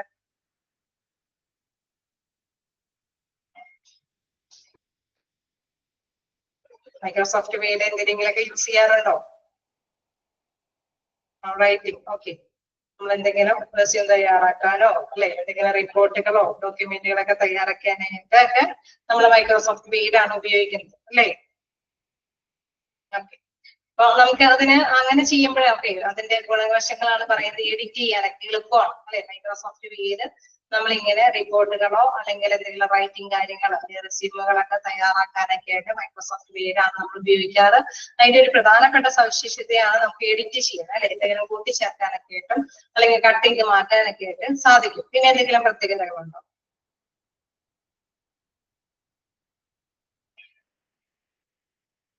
ഓക്കെ, ഫോർമാറ്റ് ഉപയോഗിക്കാം, പേസ്റ്റ് ചെയ്യാനായിട്ട് സാധിക്കും, എന്തെങ്കിലും അല്ലെ അവിടെ നിന്ന് എടുത്ത് വേറെ എന്തെങ്കിലുമൊക്കെ കൂട്ടിച്ചേർക്കാൻ സാധിക്കും. പിന്നെ ഓക്കെ സേവ് ചെയ്യാനായിട്ട് എല്ലാം ചെയ്യാനായിട്ട് അല്ലെ. അതിലൊക്കെ നമുക്കറിയാം ആ ഓപ്ഷൻസ് അനുസരിച്ചിട്ട് തന്നെ നമുക്ക് അത് വളരെ വ്യക്തമായിട്ട് തന്നെ ഓപ്ഷൻസ് ഒക്കെ കറക്റ്റ് ആയിട്ട് കാണിച്ചു തരും. അത് ഉപയോഗിച്ചിട്ട് നമുക്ക് ഓരോ അല്ലെ എന്താണ് ഉദ്ദേശിക്കുന്നത്, റിപ്പോർട്ട് തയ്യാറാക്കാനാണോ അല്ലെങ്കിൽ ഡോക്യുമെന്റ് തയ്യാറാക്കാനാണോ അതല്ലെങ്കിൽ റെസ്യൂം തയ്യാറാക്കാനാണോ ഓരോ ആപ്ലിക്കേഷൻ ഫോമിൽ എന്തിനെങ്കിലും കുറിച്ചിട്ടുള്ള ഫോം തയ്യാറാക്കാനാണെങ്കിലൊക്കെ നമ്മൾ സാധാരണയായിട്ട് മൈക്രോസോഫ്റ്റ് വേർഡാണ് യൂസ് ചെയ്യുന്നത്. അപ്പൊ ഇങ്ങനെ വേർഡ് യൂസ് ചെയ്യുമ്പോൾ നമുക്ക് കളർ കൊടുക്കണമെങ്കിൽ കളർ കൊടുക്കാനൊക്കെ ആയിട്ട് എളുപ്പമാണ് അല്ലെ. അപ്പൊ എല്ലാ തരത്തിലുള്ള കാര്യങ്ങൾക്കും നമ്മൾ കമ്പ്യൂട്ടറിൽ ഇത്തരത്തിലുള്ള മാറ്റേഴ്സ് ഒക്കെ കൈകാര്യം ചെയ്യാനായിട്ട് ഉപയോഗിക്കുന്ന ഒരു സംഭവമാണ് എന്ത്, ഒരു സോഫ്റ്റ്വെയർ എന്നുള്ള രീതിയിൽ അല്ലെ. അത് എന്താണ്, മൈക്രോസോഫ്റ്റ് വേർഡാണ്. അപ്പൊ അതിന്റെ ജസ്റ്റ് പോയിന്റ്സ് നോക്കാം. Microsoft word is widely used for word processing software developed by Microsoft. അതായത് മൈക്രോസോഫ്റ്റ് കമ്പനികൾ അല്ലെ അത് ഡെവലപ്പ് ചെയ്തിരിക്കുന്ന ഒരു വൈഡ്ലി യൂസ് എന്ന് പറഞ്ഞാൽ പ്രധാനമായിട്ട് എല്ലാവർക്കും യൂസ് ചെയ്യുന്ന ഒരു വേർഡ് പ്രോസസിംഗ് സോഫ്റ്റ്വെയർ ആണ് എന്തെന്ന് പറയുന്നത്, മൈക്രോസോഫ്റ്റ് വേർഡ് എന്ന് പറയുന്നത് അല്ലെ. എല്ലാവർക്കും വൈഡായിട്ട് യൂസ് ചെയ്യുന്ന ഒരു സോഫ്റ്റ്വെയർ ആണ് എന്ത്, മൈക്രോസോഫ്റ്റ് വേർഡ് എന്ന് പറയുന്നത്. അത് ആരാണ് ഡെവലപ്പ് ചെയ്ത് കൊണ്ടുവന്നത്, മൈക്രോസോഫ്റ്റ് ആണ് അല്ലെ. ആ ഒരു കമ്പനിയാണ് അത് വികസിപ്പിച്ച് കൊണ്ടുവന്നത്. ഓക്കെ, ആ ഫസ്റ്റ് ലൈൻ അണ്ടർലൈൻ ചെയ്ത് പോവുക. വൈഡ്ലി യൂസ് ചെയ്യുന്ന പ്രധാനപ്പെട്ട ഒരു സോഫ്റ്റ്വെയർ ഏതാണെന്ന് ചോദിച്ചു കഴിഞ്ഞാൽ നമുക്ക് തീർച്ചയായിട്ടും ഈ ഓപ്ഷൻ കൊടുക്കാം, എന്താണ്, Microsoft Word. Okay, next sentence നോക്കാം. It permits users to create, edit, format and save documents for different purposes like writing reports, letters, resumes and more അല്ലെ. നമുക്ക് ഇതുകൊണ്ട് അല്ലെ ഈ ഒരു ഇതുകൊണ്ട് നമ്മൾ പ്രധാനമായിട്ടും നമുക്ക് എന്തെങ്കിലുമൊക്കെ റിപ്പോർട്ടുകൾ തയ്യാറാക്കാനോ അല്ലെങ്കിൽ ലെറ്റേഴ്സ് തയ്യാറാക്കാനോ റെസ്യൂം തയ്യാറാക്കാനോ എല്ലാ ഡോക്യുമെന്റ്സ് ഒക്കെ നിർമ്മിക്കാനൊക്കെ ആയിട്ട് ഇത് ഉപയോഗിക്കാം. അതിൽ എന്തൊക്കെയുണ്ട്, പ്രധാനമായിട്ടും നമുക്ക് എഡിറ്റ് ചെയ്യാൻ സാധിക്കും, ഫോർമാറ്റ് അല്ലെ അതിന്റെ എന്തെങ്കിലും മാറ്റങ്ങളൊക്കെ വരുത്താനായിട്ട് നമുക്കറിയാം. ചിലപ്പോൾ സൈസ് കൂട്ടാനോ കുറയ്ക്കാനോ അങ്ങനെ എന്തെങ്കിലും അല്ലെ, അല്ലെങ്കിൽ നേരത്തെ പറഞ്ഞ കളർ കൊടുക്കാനോ എന്തെങ്കിലുമൊക്കെ അതിലേക്കൊക്കെ ചെയ്യാനൊക്കെ ആയിട്ട് ഇതുകൊണ്ട് സാധിക്കും. ഓരോന്നോരോന്നും നമുക്ക് ചെയ്യുന്നത് അനുസരിച്ചിട്ട് സേവ് ചെയ്ത് സൂക്ഷിക്കാനൊക്കെ ആയിട്ട് സാധിക്കും അല്ലെ. അതിനൊക്കെയുള്ള സൗകര്യങ്ങൾ ഈ മൈക്രോസോഫ്റ്റ് വേർഡിൽ പ്രദാനം ചെയ്യുന്നുണ്ട്. Here are some important features and functionalities of Microsoft Word.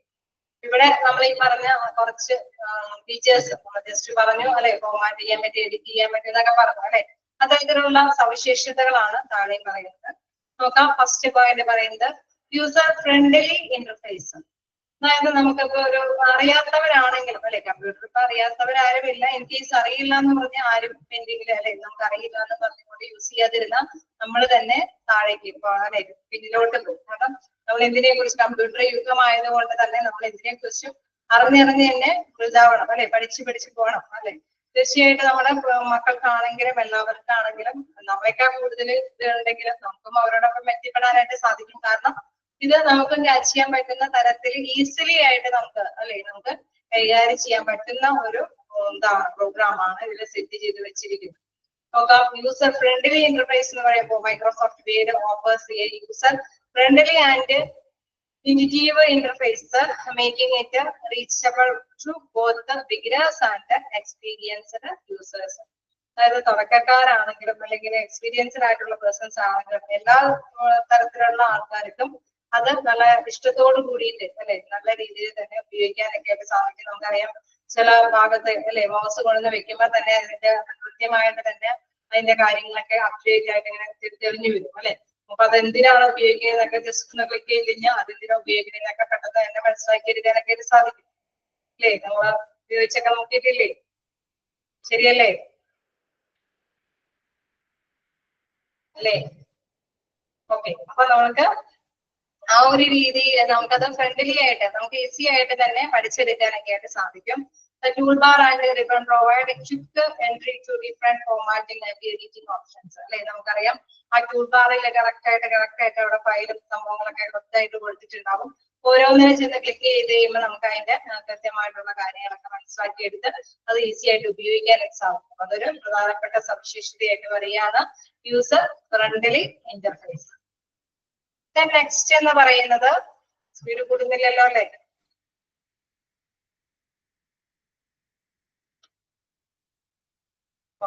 Next എന്ന് പറയുന്നത് ഡോക്യുമെന്റ്സ് ക്രിയേഷൻ ആൻഡ് എഡിറ്റിംഗ്.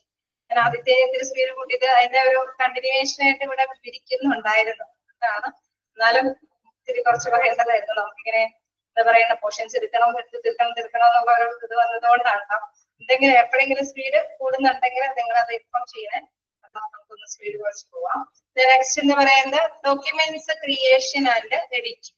നമ്മൾ കണ്ടു നമുക്ക് എന്തെങ്കിലുമൊക്കെ ഡോക്യുമെന്റ് അല്ലെങ്കിൽ റിപ്പോർട്ട് എന്തെങ്കിലുമൊക്കെ നമുക്ക് ചെയ്യാനായിട്ട് ഇത് ഉപയോഗിക്കാം അല്ലെ. അപ്പൊ തീർച്ചയായിട്ടും ഇങ്ങനെ ചെയ്യുമ്പോൾ പ്രധാനപ്പെട്ട ഒരു കാര്യമാണ് ചിലപ്പോൾ മിക്കപ്പോഴും കറക്ഷൻ ഒക്കെ നടത്തേണ്ടതായിട്ട് വരും അല്ലെ. നമ്മള് എല്ലാം എഴുതി അല്ലെ എല്ലാം ചെയ്ത് കഴിഞ്ഞ് കഴിയുമ്പോഴായിരിക്കും അയ്യോ ആ ഒരു ഇതിനെ ക്ലാരിറ്റി അല്ലെ ഒരു വ്യക്തത കുറവാണ് എന്നൊക്കെ തോന്നി കഴിയുമ്പോൾ നമ്മൾ സെന്റൻസ് ഒക്കെ ഒന്ന് ചേഞ്ച് ചെയ്യും അല്ലെ. അപ്പൊ അതിന് പ്രധാനമായിട്ടും ഡോക്യുമെന്റ്സ് ക്രിയേഷൻ ആൻഡ് എഡിറ്റിംഗ് നമുക്ക് സൃഷ്ടിക്കാനായിട്ടും അതോടൊപ്പം തന്നെ എഡിറ്റ് ചെയ്യാനായിട്ട് സാധിക്കും. Users can create new documents from or chosen from a range of templates provided by a Word. നമുക്ക് പ്രധാനമായിട്ട് മനസ്സിലാക്കേണ്ട ഒരു കാര്യം നമുക്ക് എന്തെങ്കിലും ഒരു റെസ്യൂം തയ്യാറാക്കണമെങ്കിൽ തീർച്ചയായിട്ടും അതിന്റെ കുറച്ച് ഫോമാറ്റുകൾ അവിടെ കാണിച്ചു തരും.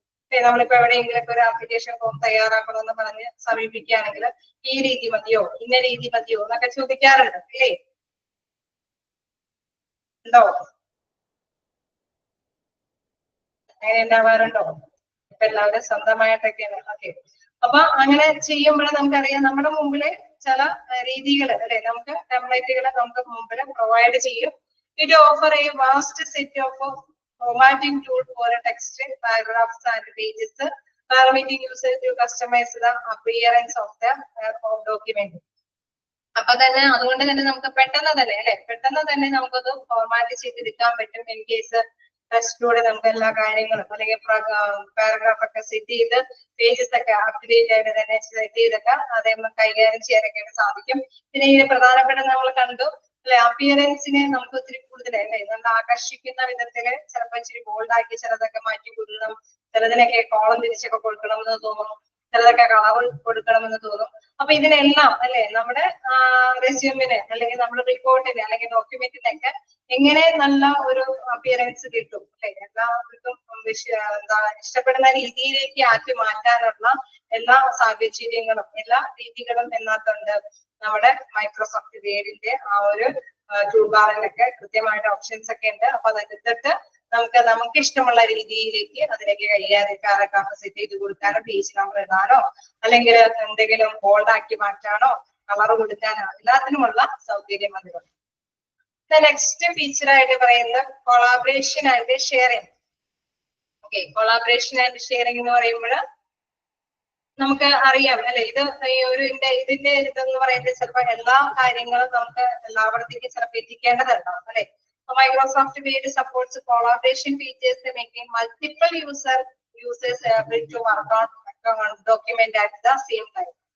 ചിലപ്പോ ഇവിടെ ഇരുന്ന ഒരു ഡിപ്പാർട്ട്മെന്റിൽ ഇരിക്കുന്ന അല്ലെ അവിടെ ഇരുന്ന് വർക്ക് ചെയ്യുമ്പോൾ വേറൊരു ഡിപ്പാർട്ട്മെന്റിലും ഇതിൻ്റെതായിട്ടുള്ള പേപ്പർ വർക്കും കാര്യങ്ങളൊക്കെ നടക്കുന്നുണ്ടാവും. ചിലപ്പോ നമ്മളുടെ നമ്മളുടെ ഇതായിട്ടുള്ള വർക്കിന്റെ ഡീറ്റെയിൽസ് നമ്മൾ കൊടുത്ത് കഴിഞ്ഞ് കഴിയുമ്പോൾ ചിലപ്പോൾ അതിന്റെ ബാലൻസ് കിട്ടുന്നത് അടുത്തൊരു ഡിപ്പാർട്ട്മെന്റിലുള്ള വർക്കേഴ്സ് ആണ്. അപ്പൊ ഒന്നിച്ച് ചിലപ്പോൾ നമുക്ക് ചില ഡോക്യുമെന്റ് ഒക്കെ ഉപയോഗിക്കേണ്ട ആവശ്യകതയുണ്ടാവും അല്ലെ. അപ്പൊ വ്യത്യസ്ത മേഖലകളിൽ ഇരിക്കുന്ന ആൾക്കാരായിരിക്കും, പക്ഷെ ലിങ്ക് ഉണ്ടാവും അല്ലെ, ഷെയർ ചെയ്യാനൊക്കെ ആയിട്ടുള്ള ലിങ്കുകൾ ഉണ്ടാവും. തീർച്ചയായിട്ടും അവർക്കെല്ലാം സഹകരിച്ച് ഈ മൈക്രോസോഫ്റ്റ് വേഡിലൂടെ തന്നെ അല്ലെ ആ ഒരു സോഫ്റ്റ്വെയറിന്റെ സഹായത്തോടു കൂടി തന്നെ നമുക്ക് വർക്കുകളെല്ലാം നടത്തിക്കൊണ്ട് പോകാനായിട്ട് സാധിക്കും എന്നുള്ളതാണ്. Microsoft Word supports collaboration features making multiple users able to work on document at the same time അല്ലെ. ഒരേ സമയം തന്നെ വ്യത്യസ്ത മൾട്ടിപ്പിൾ യൂസേഴ്സിന് അവർക്ക് അവരുടെ വർക്ക് ചെയ്യാനായിട്ട് സാധിക്കും. Then users can track the changes, leave moments and merge edits made by different contributors. അതായത് നമുക്ക് ചിലപ്പോ ചില കാര്യങ്ങളൊക്കെ ചിലപ്പോ അതേ ഡോക്യുമെന്റിലായിരിക്കില്ല അവർ ചെയ്ത് വെക്കുന്നത് അല്ലെ. അപ്പൊ അവര് വേറൊരു പേജസ് ഒക്കെ ആയിട്ടായിരിക്കും ചെയ്യുന്നത്. അങ്ങനെ വരുമ്പോഴെന്താണ് അതൊക്കെ കൂട്ടിച്ചേർക്കണം, മെർജ് ചെയ്യണം അല്ലെ. ചിലതൊക്കെ എന്താണ് എഡിറ്റ് ഇങ്ങനെ മെർജ് ചെയ്യുമ്പോൾ ചില സെന്റൻസ് ഒക്കെ ചിലപ്പോ ഓവർ ഇതായിട്ട് നമുക്ക് തോന്നിയിട്ടുണ്ട്. അപ്പൊ അങ്ങനെയൊക്കെയുള്ള സെന്റൻസ് ഒക്കെ ആണെങ്കിൽ നമുക്ക് എഡിറ്റ് ചെയ്ത് കളയേണ്ടതൊക്കെ ഉണ്ടെങ്കിൽ കളയണം, കൂട്ടിച്ചേർക്കേണ്ടതുണ്ടെങ്കിലൊക്കെ കൂട്ടിച്ചേർക്കാം, മെർജ് ചെയ്യേണ്ടത് മെർജ് ചെയ്ത് വെക്കേണ്ടതൊക്കെ. അപ്പൊ അങ്ങനെ വ്യത്യസ്ത ഡിഫറെന്റ് കോൺട്രിബ്യൂട്ടേഴ്സ്, മറ്റുള്ള വ്യത്യസ്ത തരത്തിലുള്ള അല്ലെ സംരംഭകരുടെ വ്യത്യസ്ത ആശയങ്ങളെല്ലാം മെർജ് ചെയ്തും എഡിറ്റ് ചെയ്തും കൈകാര്യം ചെയ്യാനൊക്കെ ആയിട്ടുള്ള ഒരു ഓപ്ഷൻസ് ഒക്കെ ഇതിലുണ്ട്, മൈക്രോസോഫ്റ്റ് വേഡിന്റെ ആ ഒരു പ്രോഗ്രാമിന്റെ സെറ്റ് ചെയ്ത് വെച്ചിട്ടുണ്ട്. The documents can also be simply shared via email, cloud storage service or by creating links. അപ്പൊ നമ്മളിപ്പോ കണ്ടു ഇങ്ങനെ വ്യത്യസ്ത കാര്യങ്ങളൊക്കെ നമുക്ക് കൊളാബറേറ്റ് ചെയ്തെന്ന് പറഞ്ഞാൽ സഹകരിച്ച് നമുക്ക് നിർമ്മിച്ചെടുക്കാനായിട്ട് സാധിക്കും അല്ലെ. കൊളാബറേറ്റ് ചെയ്ത് മെർജ് ചെയ്ത് അല്ലെങ്കിൽ എഡിറ്റ് ചെയ്ത് നമുക്ക് ഡോക്യുമെന്റ് ഒക്കെ തയ്യാറാക്കാൻ പറ്റും. അതോടൊപ്പം തന്നെ നമുക്ക് എന്താണ് ഷെയർ ചെയ്യണം അല്ലെ. ഇങ്ങനെ നമ്മൾ മെയിൻ ആയിട്ടൊരു സംഭവം ചിലപ്പോൾ വേണമെങ്കിൽ അതിന്റെ ഏറ്റവും തലപ്പത്തുള്ള വ്യക്തികളായിരിക്കും അത് ചെയ്യുന്നത് അല്ലെ. അങ്ങനെ ചെയ്തതിന് ശേഷം പിന്നെ അവർക്ക് എല്ലാവരിലേക്കും എത്തിക്കേണ്ടതുണ്ട് അല്ലെ. ഇമെയിൽ വഴിയായിരിക്കും ചിലപ്പോൾ അത് എത്തിക്കുന്നത്. അതല്ലെങ്കിൽ അല്ലെ ഇതിപ്പോ ക്ലൗഡ് സ്റ്റോറേജ് സർവീസ് എന്ന് പറഞ്ഞാൽ എന്താണ്? ക്ലൗഡ് സ്റ്റോറേജ് സർവീസ് എന്ന് പറഞ്ഞാൽ നമുക്ക് എപ്പോഴും മൊബൈലിലുള്ള ഏറ്റവും വലിയ പ്രശ്നം എന്താണെന്ന് അറിയുമോ? ഒരുപാട് ഡേറ്റാസ് എപ്പോഴും ഹാങ് ആയി പോകും അല്ലെ. ഉണ്ടാവാറുണ്ടോ? എനിക്കൊക്കെ അങ്ങനെ അനുഭവപ്പെടാറുണ്ട്. എനിക്കൊക്കെ എങ്ങനെയാന്ന് അറിയില്ല.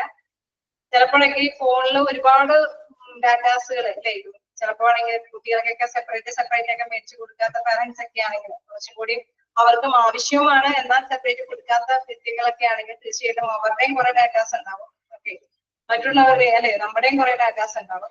അപ്പൊ ഹാങ് ആവും അല്ലെ. അപ്പൊ ഇങ്ങനെ ഹാങ് ആയി കഴിയുമ്പോൾ കുറച്ച് കാര്യങ്ങളൊന്നും നമുക്ക് സേവ് ചെയ്യാൻ പറ്റാതെ, കാരണം നമ്മുടെ ഫോണിൽ അതിന് വേണ്ടിയിട്ടുള്ള സംഭവങ്ങൾ ഓൾറെഡി ഉണ്ട് അല്ലെ.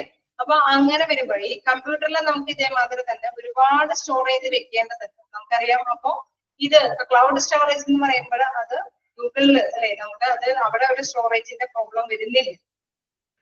അപ്പൊ അതില് സ്റ്റോർ ചെയ്ത് വെക്കുന്ന ആ ഒരു ഓപ്ഷൻ കൂടിയിട്ടാണ് ഇത് സ്റ്റോർ ചെയ്ത് വെക്കണമെങ്കിൽ ഒരു സ്റ്റോറിങ്ങിന്റെ ഒരു പ്രോബ്ലം അവിടെ വരുന്നില്ല. അറിയാം നമുക്ക് ഫോണിൽ കിട്ടുന്ന മാതിരി നമുക്ക് അത് ക്ലിയർ ചാറ്റ് ചെയ്ത് ചിലതൊക്കെ ക്ലിയർ ഔട്ട് ചെയ്താണ് അതൊക്കെ കൈകാര്യം ചെയ്യേണ്ടതായിട്ടൊക്കെ വരും അല്ലെ. നമുക്ക് സേവ് ചെയ്ത് വെക്കുന്നത്. അതേസമയം ഈ കമ്പനികൾ റീസ്റ്റാർട്ട് ഒക്കെ ചെയ്തൊക്കെയാണ് കൈകാര്യം ചെയ്യുന്നത്. ഓക്കെ, നമ്മള് കമ്പനികളുടേതൊക്കെ ആയിട്ടുള്ള കാര്യങ്ങളൊക്കെ ആവുമ്പോ എന്താണ് ചിലപ്പോ ഇങ്ങനെ ബൾക്കായിട്ട് പോകുമ്പോൾ എന്താണ് ഒരുപാട് ഫയൽ നഷ്ടപ്പെടാനായിട്ടുള്ള സാധ്യതകളൊക്കെ വരും അല്ലെ. അങ്ങനെ വരുമ്പോൾ ഈ ക്ലൗഡ് സ്റ്റോറേജിന്റെ ആ ഒരു ഓപ്ഷനും കൂടി കൈകാര്യം ചെയ്തിട്ടാണ് ഇവരിങ്ങനെ കൈകാര്യം ചെയ്യുന്നെങ്കിൽ തീർച്ചയായിട്ടും നമ്മുടെ അല്ലെ കമ്പ്യൂട്ടർ സിസ്റ്റത്തിൽ അത് നഷ്ടപ്പെട്ടാലും ഗൂഗിളിലെ അല്ലെ അത് അതിന്റെ ഉള്ളിൽ നിന്ന് ഒരിക്കലും നഷ്ടപ്പെടില്ല. തീർച്ചയായിട്ടും അതിന്റെ ഉള്ളിൽ കയറി നമ്മുടേതായിട്ടുള്ള അവർ സേവ് ചെയ്തിരിക്കുന്ന ആ ഒരു ഐ ഡി ഒക്കെ അടിച്ചു കൊടുത്തു കഴിഞ്ഞാൽ തീർച്ചയായിട്ടും നമുക്കത് എപ്പോ വേണമെങ്കിലും യൂസ് ചെയ്യാനായിട്ട് സാധിക്കും. അപ്പൊ ക്ലൗഡ് സ്റ്റോറേജിന്റെ ഉപയോഗം കൂടി നമുക്ക് ഇതുകൊണ്ട് ഈ ഒരു വേർഡ് പ്രോസസ്സിംഗിൽ അല്ലെ നമ്മുടെ മൈക്രോസോഫ്റ്റ് വേർഡിന്റെ ആ ഒരു പ്രോസസ്സിംഗിലൂടെ നമുക്ക് നിർവഹിക്കുകയാണെങ്കിൽ അത് എപ്പോ വേണമെങ്കിലും നമുക്ക് അതിന്റെ ഡാറ്റാസ് നമുക്ക് വിസിബിൾ ആയിട്ട് ഉപയോഗിക്കാനായിട്ട് സാധിക്കും എന്നുള്ളതാണ്. അപ്പൊ അവിടെ നോക്കുക, documents can also be simply shared. Email വഴി നമുക്ക് ഷെയർ ചെയ്യാനായിട്ടുള്ള സൗകര്യമുണ്ട്. ക്ലൗഡ് സ്റ്റോറേജിലൊക്കെ കീപ്പ് ചെയ്യാനായിട്ടുള്ള സൗകര്യമുണ്ട്. ബൈ ക്രിയേറ്റിംഗ് ലിങ്ക്സ് അല്ലെ നമുക്ക് ഓരോരോ ലിങ്കുകൾ വഴി നമുക്ക് എവിടേക്കും നമ്മുടെ ഈ പറഞ്ഞ ഡോക്യുമെന്റ്സ് ഒക്കെ എത്തിക്കാനായിട്ടുള്ള സൗകര്യം എന്താ വേർഡ് പ്രോസസ്സിംഗ് ഉണ്ട് എന്നുള്ളത്. അപ്പൊ ഒരു ഇമ്പോർട്ടന്റ് ഫീച്ചർ ആണ് അതല്ലേ. നമുക്ക് ഡോക്യുമെന്റ് ഉണ്ടാക്കുവാൻ മാത്രമല്ല അത് ഉപയോഗപ്പെടുത്താനും നമുക്ക് സാധ്യതകൾ ഇത് പ്രദാനം ചെയ്യുന്നുണ്ട്. ഓക്കെ, നെക്സ്റ്റ് പോയിന്റ് പറയുന്നത് വായിച്ചു നോക്കണോ? ക്ലൗഡ് സ്റ്റോറേജ് എന്താണെന്നൊക്കെ ഉള്ളത് ജസ്റ്റ് നോട്ട് ചെയ്യേണ്ടതുണ്ടെങ്കിൽ ജസ്റ്റ് നോട്ട് ചെയ്യാം. ഇന്റർനെറ്റിന്റെ ഒരു ഫെസിലിറ്റി ആണത്. അതായത് നമ്മളുടെ അല്ലെ ഒരിക്കലും അത് നഷ്ടപ്പെടാതിരിക്കാനായിട്ട് സ്റ്റോർ ചെയ്ത് വെക്കാനായിട്ട് ക്ലൗഡ് സ്റ്റോറേജിന്റെ ആ ഒരു ഇതുണ്ടെങ്കിൽ തീർച്ചയായിട്ടും അവിടെ ഒരിക്കലും എന്താണ് സ്റ്റോറിങ്ങിന്റെ ഒരു പ്രോബ്ലം വരുന്നില്ല, അവശേഷിക്കുന്നു. അപ്പൊ തീർച്ചയായിട്ടും അവിടെയൊക്കെ സ്റ്റോർ ചെയ്ത് വെക്കാനായിട്ട് സാധിക്കും എന്നുള്ളതാണ്. പിന്നെന്താണ് വായിച്ചു നോക്കണമെങ്കിൽ ജസ്റ്റ് വായിച്ചു നോക്കാം. അണ്ടർലൈൻ ചെയ്യേണ്ട പോയിന്റുകളൊക്കെ ഞാൻ പറഞ്ഞിരുന്നു. എന്താണ് Microsoft word is widely used, പ്രധാനമായിട്ടും യൂസ് ചെയ്യുന്ന ഒരു പ്രോഗ്രാം അല്ലെ, സോഫ്റ്റ്വെയർ ഡെവലപ്ഡ് പ്രോഗ്രാം ആണ് മൈക്രോസോഫ്റ്റ് എന്ന് പറയുന്നത്.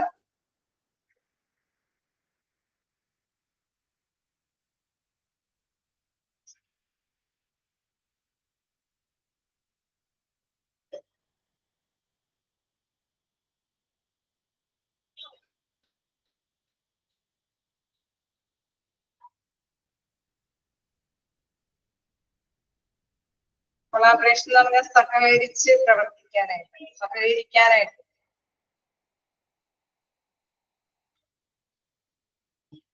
വിവിധ ഇതുകളൊക്കെ ഉണ്ടാവും അല്ലെ, കമ്പനികളൊക്കെ തന്നെയാവുമ്പോ വിവിധ ഓഫീസുകളോ ഡിപ്പാർട്ട്മെന്റുകളൊക്കെ ഉണ്ടെങ്കിൽ അവരൊക്കെ ആയിട്ട് ഒന്നിച്ച് സഹകരിച്ച് ഡോക്യുമെന്റ് ഒക്കെ തയ്യാറാക്കാനായിട്ടുള്ള ഫീച്ചർ എന്തിനുണ്ട്? ഓക്കെ അല്ലേ? അപ്പൊ നമുക്ക് കണ്ടിന്യൂ ചെയ്യാലോ. നോക്കാം. 7 പോയിന്റ് ആണുള്ളത്. Rich formatting options. Rich formatting ഓപ്ഷൻസിൽ നമുക്ക് മനസ്സിലാക്കിയെടുക്കാൻ സാധിക്കും അല്ലെ, ടൂൾ ബാറിലൊക്കെ നമുക്ക് കാണാൻ സാധിക്കും. പ്രൊവൈഡ് ചെയ്യ lot of formatting options four text which includes font size, colours and effects. അതായത് നമുക്ക് കളർ മാറ്റാനോ അല്ലെങ്കിൽ സൈസ് കൂട്ടാനോ കുറയ്ക്കാനോ ഏതൊക്കെ സ്റ്റൈലിൽ അല്ലെ, ഇറ്റാലിക് സ്റ്റൈലിലോ ഫോണ്ട് സ്റ്റൈലിലോ ഒക്കെ തന്നെ നമ്മുടെ ഡോക്യുമെന്റ് കൈകാര്യം ചെയ്യാൻ, അത് പ്രിന്റ് ചെയ്ത് വരാൻ രീതിയിൽ അല്ലെ, നമ്മൾ ആഗ്രഹിക്കുന്ന രീതിയിലേക്ക് നമ്മുടെ അപ്പിയറൻസ് അനുസരിച്ചിട്ട് ആ ഒരു ഡാറ്റകളെ കൈകാര്യം ചെയ്യാനൊക്കെ ആയിട്ടുള്ള ഓപ്ഷൻസ് എന്തിലുണ്ട്? നമ്മുടെ വേർഡ് പ്രോസസ്സിംഗിലുണ്ട്. അതാണ് പറയുന്നത് റിച്ച് ഫോർമാറ്റിംഗ് ഓപ്ഷൻസ് ആണ് അതിൽ പ്രദാനം ചെയ്യുന്നത്. Users can apply formatting to paragraph, adjust line spacing, align text and add bullet point or numbering. അതായത് നമുക്ക് ഇത് ഇപ്പൊ ചില കുറച്ച് കാര്യങ്ങളുണ്ട് അല്ലെ, നമുക്ക് കുറച്ച് കഴിയുമ്പോൾ പാരഗ്രാഫ് തിരിക്കണമെന്നുണ്ടാവും, അല്ലെങ്കിൽ കുറച്ച് വേർഡുകൾ തമ്മിൽ കുറച്ച് സ്പേസ് ഇത്തിരി കൂടി കൂടുതൽ വേണമെന്ന് തോന്നുന്ന ഭാഗങ്ങൾ ഉണ്ടാവും, കോളം വരയ്ക്കണമെന്നുണ്ടാവും, അതല്ലെങ്കിൽ എന്താണ് ബുള്ളറ്റ് അല്ലെ, നമുക്ക് എന്തെങ്കിലും പോയിന്റ് നോട്ട് ചെയ്യാൻ വേണ്ടിയിട്ട് എന്തെങ്കിലും ചിഹ്നങ്ങൾ കൊടുക്കണമെന്നുണ്ടാവും അല്ലെ, ബുള്ളറ്റ് ഒക്കെ എന്തെങ്കിലും, അതായത് ഡോട്ടുകളൊക്കെ എന്തെങ്കിലും പ്രദാനം ചെയ്യണമെന്നുണ്ടാവും. അപ്പൊ ഇതിനെല്ലാം ഉള്ള സൗകര്യം അല്ലെ, തരം തിരിച്ച് തന്നെ നമുക്ക് വായിച്ച് മനസ്സിലാക്കാനൊക്കെ ആയിട്ട് ഉള്ള എല്ലാ തരത്തിലുള്ള സൗകര്യവും ഇതിൽ പ്രദാനം ചെയ്യുന്നുണ്ട് വേർഡ് പ്രോസസ്സിംഗിന്റെ റിച്ച് ഫോർമാറ്റിംഗ് ഓപ്ഷൻ എന്ന ഫീച്ചറിൽ പ്രദാനം ചെയ്യുന്നു. Then എന്താണ് വീണ്ടും it also offer modern features such as the headers and footers, labels and style for a consistent document formatting. അതായത് നമുക്ക് മുകളിൽ ഹെഡർ ഫൂട്ടർ അല്ലെ, താഴെ ഇതിന്റെയൊക്കെ ഒരു ചെറിയ ഫുഡ് നോട്ട് ചെയ്യണമെന്നോ അല്ലെങ്കിൽ ഹെഡിങ്സ് കുറച്ച് വ്യത്യാസം ഹെഡ്നോട്ട് അതിന്റെയൊക്കെ എന്തെങ്കിലും മാറ്റേഴ്സ് ഒക്കെ ഉൾക്കൊള്ളിക്കണമെന്നൊക്കെ തോന്നിക്കഴിഞ്ഞാൽ അതിനുള്ള സൗകര്യങ്ങളും ഇതിൽ വേർഡ് പ്രോസസ്സിംഗ് പ്രദാനം ചെയ്യുന്നുണ്ടായിരുന്നു. നെക്സ്റ്റ് ഫീച്ചർ എന്ന് പറയുന്നത് spell check and grammar correction. Spell check and grammar correction കൊണ്ട് എന്താ ഉദ്ദേശിക്കുന്നത്? പൊതുവെ കമ്പ്യൂട്ടർ ഒക്കെ ചിലർക്ക് എങ്ങനെ ഇഷ്ടപ്പെടാത്തൊരു ചാപ്റ്റർ ഒക്കെയാണ്. അപ്പൊ ഒന്നും കൂടി ഒന്ന് ക്യാച്ച് ചെയ്യാം. എന്താണ് spell check and grammar correction എന്ന് പറയുന്നത്? അത് കേൾക്കുമ്പോൾ തന്നെ നമുക്ക് മനസ്സിലാവും അല്ലെ, ഒരു പോയിന്റ് നമ്മൾ അടിച്ചു കൊടുത്തിട്ട് അല്ലെ, ചിലപ്പോ ആണെങ്കിൽ എന്തെങ്കിലും സ്പെല്ലിംഗ് മിസ്റ്റേക്ക് ഉണ്ടാവും, അല്ലെങ്കിൽ എന്തെങ്കിലും ഗ്രാമറ്റിക്കലി എന്തെങ്കിലും മിസ്റ്റേക്കുകൾ ഉണ്ടാവും. അത് കറക്റ്റ് ആയിട്ട് തന്നെ അത് കാണിച്ചു തരും അല്ലെ, അതിന്റെ അണ്ടർലൈൻ കാണിച്ചു തരും. ഇന്ന വേർഡ് എന്തോ ഫോൾട്ട് ഉണ്ട് അല്ലെ, ഇന്നതിന്റെ ഗ്രാമാറ്റിക്കലി മിസ്റ്റേക്ക് ഉണ്ട്. ചിലപ്പോ അതിന്റെ ഒരു ഓപ്ഷൻസും അതിൽ തന്നെ നമുക്ക് ക്ലിക്ക് ചെയ്ത് കഴിഞ്ഞാൽ മനസ്സിലാവും ഇതാണ് സ്പെല്ലിംഗ് ആൻഡ് ഗ്രാമർ ഒക്കെ കറക്റ്റ് ചെയ്തിട്ടുള്ള വേർഡുകൾ ഇതാന്നൊക്കെ കൃത്യമായിട്ട് കാണിച്ചു തരും. അപ്പൊ നമ്മൾ എന്താണ് ആദ്യമായിട്ടുള്ള ബിഗിനേഴ്സിനൊക്കെ ചിലപ്പോ എന്തെങ്കിലും മിസ്റ്റേക്കുകളൊക്കെ വന്നു കഴിഞ്ഞാൽ അത് കൃത്യമായിട്ട് തന്നെ അതിന്റെ കറക്റ്റ് ആയിട്ടുള്ള ഓപ്ഷൻ എന്താന്നൊക്കെ അതില് സെലക്ട് ചെയ്ത് ഐഡന്റിഫൈ ചെയ്ത് മനസ്സിലാക്കി അല്ലെ. അപ്പൊ എറേഴ്സുകളൊക്കെ കണ്ടെത്താനൊക്കെ ആയിട്ട് വളരെ എളുപ്പമാണ്. അതാണ്. അപ്പൊ അതൊരു ഫീച്ചർ തന്നെയാണ് അല്ലെ, പ്രധാനപ്പെട്ട ഫീച്ചറാണ്. വലിയ വലിയ ഡോക്യുമെന്റ്സ് ഒക്കെ അല്ലെ, ഇത്തിരി കൂടി നല്ല സ്റ്റാൻഡേർഡ് ആയിട്ടുള്ള ഡോക്യുമെന്റ്സ് ഒക്കെ തയ്യാറാക്കുമ്പോൾ ഒരുപക്ഷെ ചിലപ്പോഴൊക്കെ എന്തെങ്കിലും മിസ്റ്റേക്കുകൾ ഉണ്ടോ എന്നതൊക്കെ കണ്ടെത്താനൊക്കെ ആയിട്ട് ഈ ഒരു ഫീച്ചർ സഹായകമാണ്. It consists of a built-up spelling and grammar checking tools to make the users identify and correct errors. Correct ചെയ്യാനായിട്ട് സാധിക്കും എന്നുള്ളതാണ്. It underlines the misspelled words and suggests corrections which ensure the accuracy of a written content. അപ്പൊ നമ്മുടെ കണ്ടന്റിന് accuracy അല്ലെ, കൃത്യത വരുത്തി തീർക്കാനായിട്ട് സാധിക്കുമെന്ന്. അപ്പൊ ഇങ്ങനെ കൃത്യത വരുത്തി തീർക്കാനുള്ള ആ ഓപ്ഷൻ ഏതാണ്, ഏത് ഫീച്ചറാണ് അതുകൊണ്ട് ഉപകാരപ്പെടുന്നത്? ഏത് ഫീച്ചർ കൊണ്ടാണ് നമുക്ക് ഇങ്ങനെ റിട്ടൺ കണ്ടന്റ് ആക്യുറസി നമുക്ക് നേടിയെടുക്കാനായിട്ട് സാധിക്കുക എന്നുള്ളൊരു ചോദ്യം വന്നാൽ ഏത് ഫീച്ചറാണത്?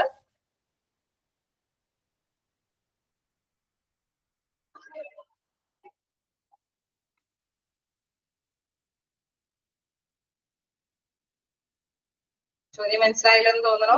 Spell check. Okay, which ensure the accuracy of okay. അപ്പൊ ഓക്കെ, എല്ലാവരും തന്നെ ടൈപ്പ് ചെയ്യാനുള്ള സമയം എടുത്തതുകൊണ്ടായിരിക്കും. എനിക്കാണെങ്കിൽ സമയമില്ലാത്ത സ്പീഡിൽ കിട്ടും അല്ലെ, അതാണ് പ്രോബ്ലം അല്ലെ. അതെന്തായാലും നിങ്ങൾ ഓക്കെയാണ്. അപ്പൊ സ്പെൽ ചെക്ക് എന്നുള്ള ഓരോ ഓപ്ഷൻ അല്ലെ, spell check and grammar correction എന്ന ഫീച്ചറിന്റെ സഹായത്താലാണ് നമുക്ക് ഇത്തരത്തിലുള്ള കാര്യങ്ങളെല്ലാം ക്ലിയർ ചെയ്യാനായിട്ട് സാധിക്കും. Then inserting and manipulating objects. Users can insert different objects into their documents, like the images, the shapes, the charts and the tables. Okay, നമുക്കറിയാം ഇപ്പോഴത്തെ കാലത്തില് എല്ലാം വായിച്ചു നോക്കാനൊന്നും എല്ലാവർക്കും താല്പര്യമില്ല അല്ലെ.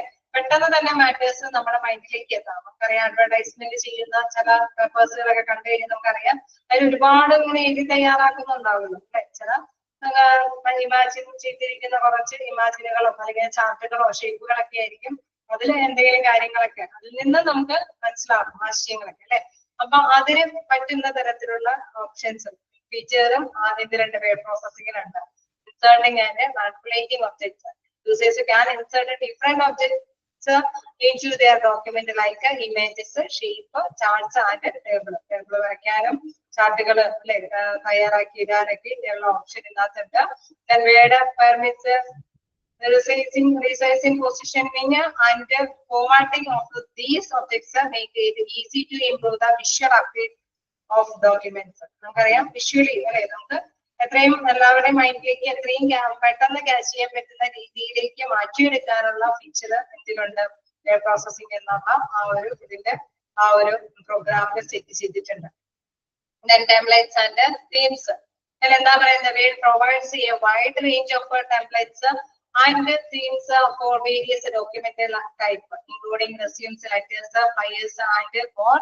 These templates offer a pre-designed layout and formatting that is time and effort to users. അതായത് നമുക്ക് ഇത്തരത്തിലുള്ള വ്യത്യസ്ത തരത്തിലുള്ള ടെംപ്ലേറ്റുകൾ, അതായത് ഫോർമാറ്റുകൾ അല്ലെ, നമ്മൾ എന്തിനെ കുറിച്ചിട്ടാണെങ്കിലും എല്ലാ തരത്തിലുള്ള ഫോർമാറ്റുകളും അതിൽ ഓൾമോസ്റ്റ് അതിന്റെ അല്ലെ ഒരു മാതൃകകൾ നമുക്ക് കണ്ടെത്താനായിട്ട് സാധിക്കും. അപ്പൊ അത് എന്തിനെ കുറിച്ചാണെങ്കിലും ഇപ്പൊ ലെറ്ററിനെ സംബന്ധിച്ചാണെങ്കിലും അല്ലെ റെസ്യൂം തയ്യാറാക്കുന്നതിനെ കുറിച്ചാണെങ്കിലും അല്ലെ ഫ്ലൈറ്റ് ടിക്കറ്റുകളുമായി ബന്ധപ്പെട്ട എന്തെങ്കിലും കാര്യമാണ്, എന്തെങ്കിലും എന്ത് സംഭവമാണെങ്കിലും അതിന്റെയൊക്കെ ഒരു എന്താണ് നമുക്ക് യൂസ് ചെയ്യാൻ പറ്റുന്ന തരത്തിലുള്ള ടെംപ്ലേറ്റുകൾ അത് പ്രൊവൈഡ് ചെയ്യും. അപ്പൊ അതുകൊണ്ട് തന്നെ എന്താണ് നമുക്ക് വീണ്ടും ആ ഡിസൈൻസ് മാറ്റങ്ങളൊക്കെ വരുത്താനായിട്ടുണ്ടെങ്കിൽ അത് മാറ്റങ്ങൾ വരുത്തിയിട്ട് കൂടുതൽ കൂട്ടിച്ചേർക്കേണ്ടതുണ്ടെങ്കിൽ കൂട്ടിച്ചേർത്തിട്ട് നമുക്ക് ഒരുപാട് സമയം ചെലവഴിക്കാതെ തന്നെ നമ്മുടെ ഉപയോഗത്തിലേക്ക് ആ ഡോക്യുമെന്റ് അല്ലെങ്കിൽ ആ റിപ്പോർട്ട് എല്ലാം തയ്യാറാക്കാനായിട്ട് സാധിക്കും. അതിന്റെ ഒരു കുറച്ച് ഫോർമാറ്റ് ജസ്റ്റ് ഒന്ന് എക്സാമ്പിൾ കാണിച്ചിട്ടുണ്ട്. എല്ലാം നമുക്ക് അറിയുന്നതാണ്. ഇതിലേക്ക് ഉണ്ടാവും ഓരോന്ന് വരുമ്പോഴും അതിന്റെ ആ ഫോം എടുത്ത് നോക്കുക, ഇൻസേർട്ട് എടുക്കുക, പേജ് ലേഔട്ട് ഇതൊക്കെ എടുത്ത് വരുമ്പോൾ അതിൽ കുറെ ഓപ്ഷൻസുകൾ കാണിക്കും. നമുക്ക് ആവശ്യമായിട്ടുള്ള കാര്യങ്ങളൊക്കെ അതനുസരിച്ചിട്ടൊക്കെ കൈകാര്യം ചെയ്യും അല്ലെ. ഫയലിൽ നിന്ന് പുതിയ ഡോക്യുമെന്റുകളൊക്കെ എടുക്കാം, സേവ് ചെയ്ത് നമുക്ക് അതൊക്കെ സൂക്ഷിച്ചു വെക്കാം. പുതിയ മോഡലുകളൊക്കെ നമുക്ക് ഇതിൽ നിന്ന് മനസ്സിലാക്കി എടുക്കാനൊക്കെ ആയിട്ട് സാധിക്കും. അങ്ങനെ ഒരു ചെറിയ അതിന്റെ ഒരു തന്നിട്ടുണ്ട്, ജസ്റ്റ് വായിച്ചു നോക്കാം. ടെംപ്ലേറ്റ് ഓർ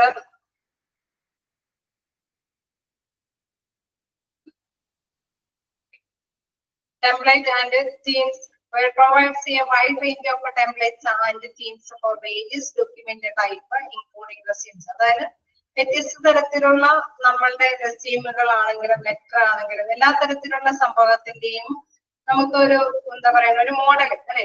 ആ മോഡലുകൾ വ്യത്യസ്തമായിട്ട് നമ്മുടെ മുമ്പിൽ ഉണ്ടെങ്കിൽ എന്താണ് നമുക്ക് ആ മോഡലിൽ നിന്ന് സെലക്ട് ചെയ്യാം ഏത് മോഡലാണ് നമ്മൾ എടുക്കണേ.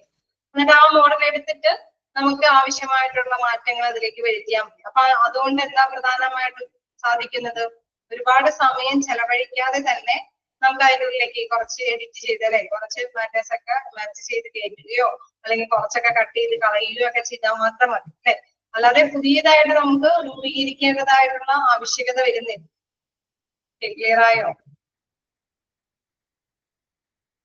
അപ്പൊ ഒരു പ്രീ ഡിസൈൻഡ് ഫോം അവിടെ ഉണ്ട് അല്ലെ. നേരത്തെ ഡിസൈൻ ചെയ്തിരിക്കുന്ന വ്യത്യസ്ത ഫോമുകൾ ഉണ്ട്. അതിലാണ് നമുക്ക് ഉള്ള ആവശ്യമായിട്ടുള്ള രീതിയിലേക്ക് മാറ്റിയിരിക്കുന്നത് നമ്മുടേതായ ഡാറ്റാസ് ഒക്കെ ഉൾപ്പെടുത്തിയാൽ അതാണ് നമ്മൾ ഉദ്ദേശിക്കുന്നത്. ഓക്കെ, ക്ലിയർ ആണല്ലേ? എന്തെങ്കിലും ഡൗട്ടുകളുണ്ടോ? നമുക്ക് നെക്സ്റ്റ് ഭാഗം ക്ലാസ്സിൽ എടുക്കാം. ഓക്കെ, ക്ലിയർ ആണ്.